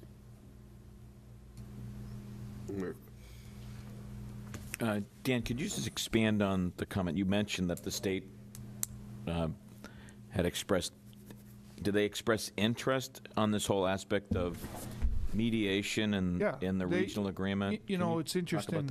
I haven't served a beast up there in Boston myself. They see issues like this as a local issue. It wasn't lost on me that who spoke just before us was representative from the North Shore, just gushing about this opportunity for a new school. And that's what you go up there. There's typically all these districts incredibly grateful for this opportunity for funding. So I found myself in an interesting conundrum of a position that I was in. It was like, thanks, but no thanks. So what I would say, because a couple of the members are, they have local government experience, including the number 3 person at DOR sits on that board, former assistant town manager, clearly are concerned. They wanted to know what the annual projection would be. It's a ballpark number, somewhere a little bit south of $4 million, and what the town's response would be if we were not able to get a debt exclusion. And like anything else, it's if it's an obligation that comes due, we've got to find a way to pay for it. So that would mean a corresponding cut in the town's budget to be able to pay for that without that. So there was, so the body cannot, it doesn't have the freedom to operate like this board does on a, like if you throw them a curveball, say, for instance, and I think that's what we threw them. And so though there was a certain amount of empathy for our situation, they really voiced They're concerned to get back in a room with Dennis, work this out. They want to give the money. That's what the vote reflects. That's what they're empowered to do. If all of your paperwork is in order, the board takes a vote to advance the project. That's what they're required to do. If your paperwork isn't in order when you arrive there, then you don't get the vote. You wait till the next quarterly meeting. You know, I was there years ago. I told people this story that there was a project in Duxbury that had advanced, and it didn't. There was some opposition to it, and the treasurer at the time allowed the opposition to enter the board meeting and state their case. But the town, the school building committee in the town, came with all the paperwork in order. So even though they made a compelling case that here was what was going to be the impact to the average taxpayer, it was a $128 million project, they were only getting like, I don't know, 20% reimbursement. And people were upset in the town. But after this impassioned plea, the board just went about its business. Well, your paperwork's in order. We'll take the vote and move on. And it's, you know, that's how matter of fact it is. And to them, as it was expressed to us, it was, you know, reminded that, you know, there are plenty of school districts lining up to have a piece of this pie. We hope that Yarmouth and Dennis work it out because we want to be able to see a good project go through. And that was kind of the marching orders, you know. Thanks. And just as an update, Mark, to last night's school committee meeting, they were going to be requesting a slot on both towns' town meeting to put forward a regional agreement. Oh, that's interesting. Thank you. Yeah, I anticipate, I watched it from home TV, that there'll be some kind of, they had a pretty good discussion, I thought, on it. They kind of skirted around the capital split, but that's going to save for another day. So I think they get the idea that it's on them to put something forward to us. They've always skirted around the capital split. I mean, to me, that was the most important issue No we question. were negotiating on over the last Yeah. 8+ months, and every time we got there, they want to talk about everything except capital. And Well, that's- this is the school This committee, is, yeah. not Dennis. No, well, it was a subcommittee. Well, That's it. Thanks. No, you're right on that. There's a school committee, it's different, but I would assume they're going to be getting input from the same people. what they want is some justification on the percentages instead of just a random, you know, they know it's not 50-50, they said, and they don't, somewhere between the 35 and 40, but they need justification as to how to justify it because they have to sell at a town meeting in Dennis. So I think that, you know, it's a work for them. I mean, I don't know what more we can do. I think we've outlaid everything that we can. The only thing that I can say is, you know, the fact that they're getting you know, they're paying about $20 million for a project that would have cost them over 40 is a $20 million gift from us. So I don't know what percentage that works out to be, but I think that that should go into the equation. You know, I bet you when you get home, there's a Christmas card in your mailbox thanking you. So, yes. So I mean, perhaps there's some documentation that we can give to the school committee that will back up our 40% requests that we had originally requested for all the reasons, but perhaps we We should actually put- requested 50%, Well, and 40 was like our bottom line.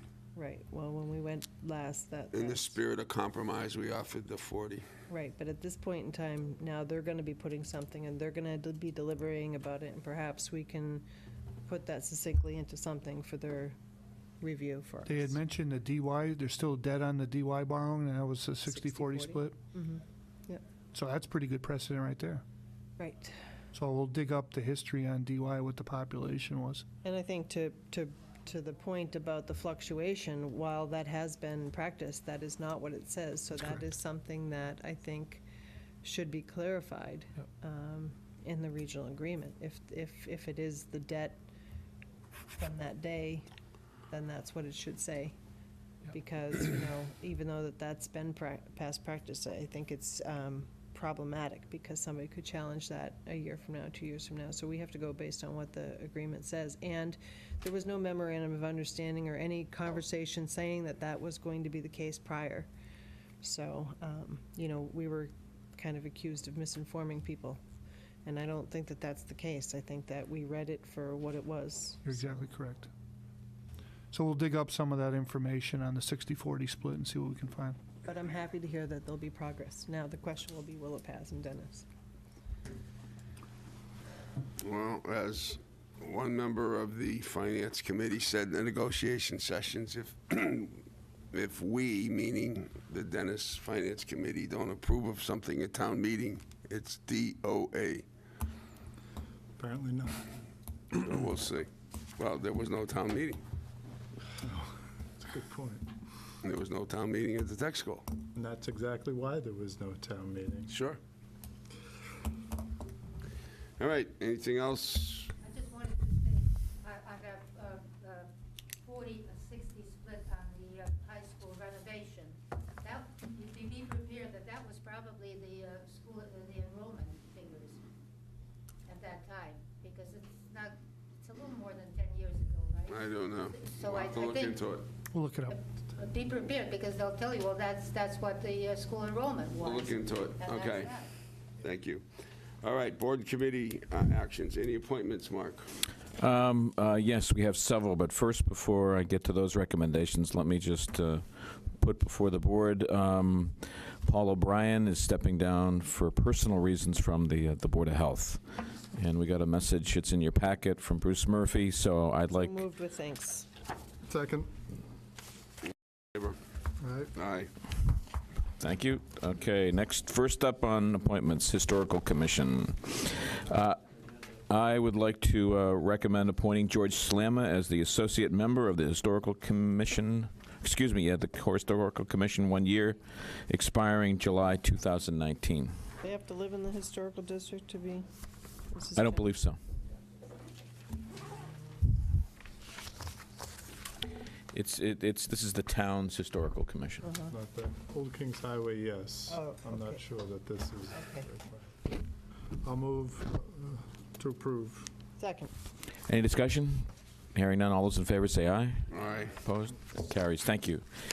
This is the Old Kings Highway Committee. These are reappointments, so I would like a motion to reappoint Richard Gegenworth to the one-year architect position on the Old Kings Highway Committee, expiring over a one-year term, December 2019. So moved. Second.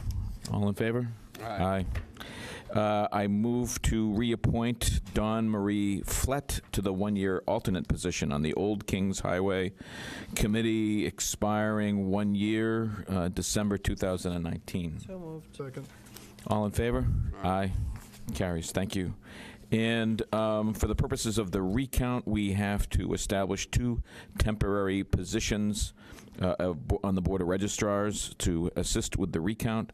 So we're looking to appoint Francis Manzelli and Robert Chapman as temporary registrars. The terms will run until the conclusion of the recount on the DY schools. Second. I have a question on that. Yep. You can't use any of the registrars, you have to appoint new ones? Phil Guide at the town clerk indicated that he needed 2 additional You know anything to about participate. I thought that they were under expiration, so they needed to reactivate them. Yeah. That he did sign a memo, but it didn't indicate whether or not that was the, I was just curious. yeah, Why we Because would- normally if they're sitting in position, they could stand in that position. yeah. Yeah. I can certainly find out, but I think, I still think, you're going to have to act tonight, only because right? the vote may be coming up very early in January, the recount. Yeah. So, do we have a second? I'll move to do this. You have a motion, you Okay. have a second. and Okay. and a motion. All those in favor, say aye. Aye. Opposed? Motion carries. Thank you. And that concludes my list of candidates for appointment. Well, thank you. Next item, approval of meeting minutes for March 27th and April 10th of 2018, and executive session minutes of November 20, 2018. Do we have an approve and hold on those executive session I'll make a meetings? motion to approve March 27th, April 10th for release and approval, and a motion to approve November 20th and hold. Do we have a second? I'll second that. Okay.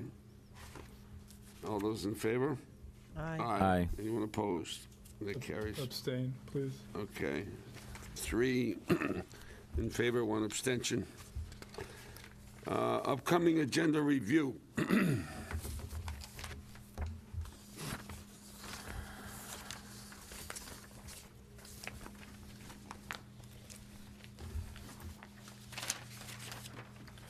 All right, so We'll have an executive session on the 8th of January. There's a land taking issue to come in front of you. So probably be 5 o'clock start that day if you can make it. If not, 5, we can go for 5:30 if that works better for you. Which day was this? January 8th. so 5:30? 5:30 seems to work out okay, right? Okay. And then we got a meeting the 15th. Yep. And then the 22nd's also a holiday, so and we're on for the 29th as well. I guess, yeah. So we have 8, 15, and 29 in January.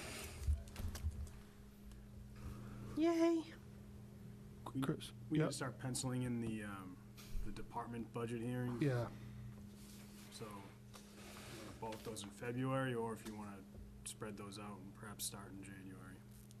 Just something to consider. Yeah. We might start, maybe let's start those in January. Probably the 29th, maybe.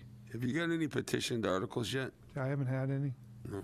That- It says last day is the 8th. Yeah.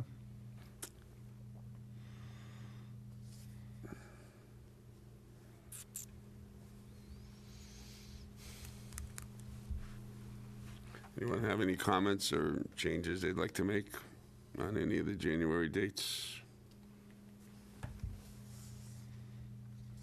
You said you're going to schedule department budget hearings in. Probably start squeezing one in on at least the 29th, and so it, we're trying to be mindful of everybody's time, but it looks like that's probably a good time to get that started. 4 departments, just on that point, Mr. Chairman. We had, the board previously identified schools, of course, but police, fire, public works, and community services Right. as departments that they wanted to come before them. Are there any others, either based on tonight's conversation or anything else? that's come up that When you'd like when does FinCom and to Submit their budget? the Finance Committee come? That's the 26th of February. February. Oh, they're both on there. Correct. Okay. Oh, we'll need planning.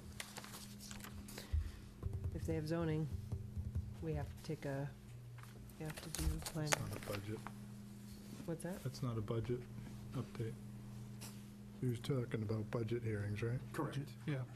For departments to come before the board. Oh, you're not talking about the warrant, to prepare the No, no, no, warrant? no. Okay. All right, I guess that's it then. And we'll stick with what we have. Norm gets back, he can change it. Individual items. Mark, I don't have anything. Tracy. I just want to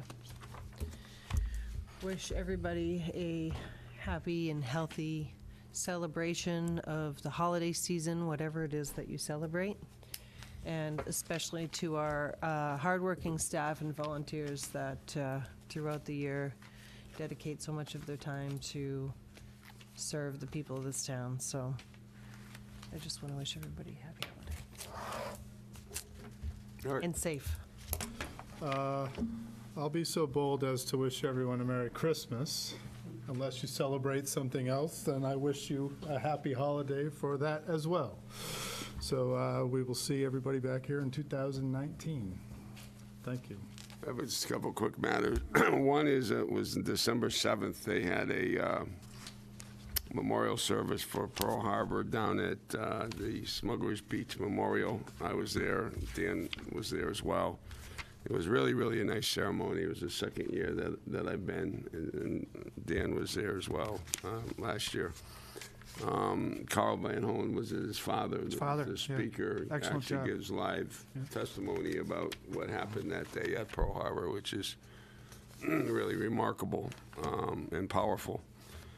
The second thing is I want to talk just a moment about the Home for the Holidays program that our YFD participates in. I've gone by there many, many times in years past. This year I stopped. And I spent some time with the guys there, and it was 26 degrees.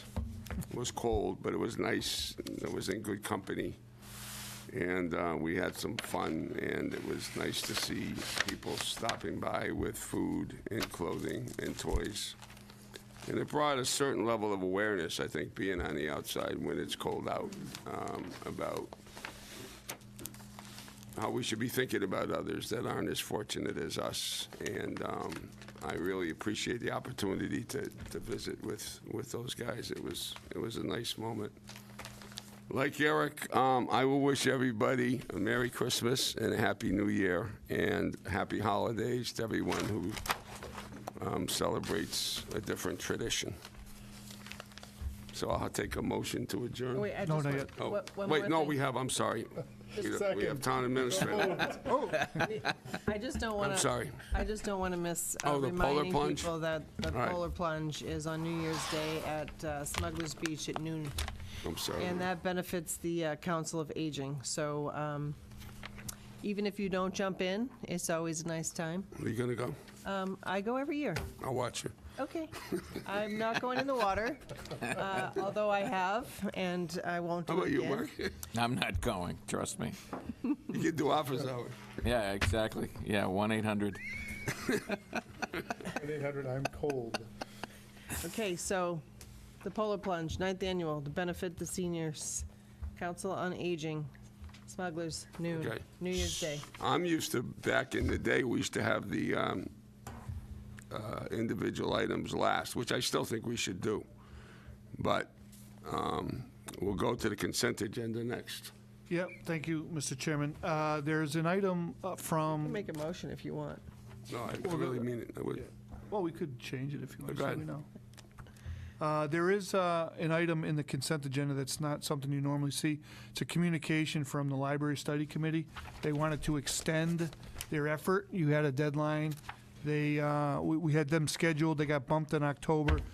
Some additional information they're running down is asking them if you would extend their time frame for their study till April. They'll be in front of you in April, and that's the only addition. This time of year, we have some requests for late openings for the New Year's Eve, and then also some closures, including our own golf eateries are closed down, and then some donations that have come in since that time. Move the consent agenda.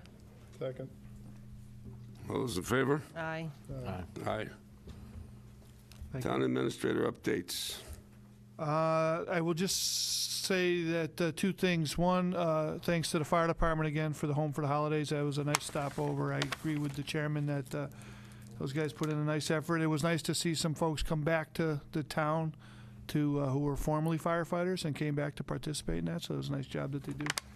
And also, I know Mr. Colby's here, and they had another meeting today of the Water Advisory Resources Group, so that continues to move forward on that planning.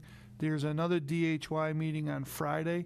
It's likely shortly thereafter, Friday in January, we'll have in front of the board the DHY agreement language that's been looked at by two members of the board, a member of the FinCom and the chairman of the Water Advisory Group. So they'll probably be asking for a joint three-town board meeting sometime in late January at this point. I'll know more for the January 8th meeting on that. And other than that, that's all I have. Okay, how about water resources planning?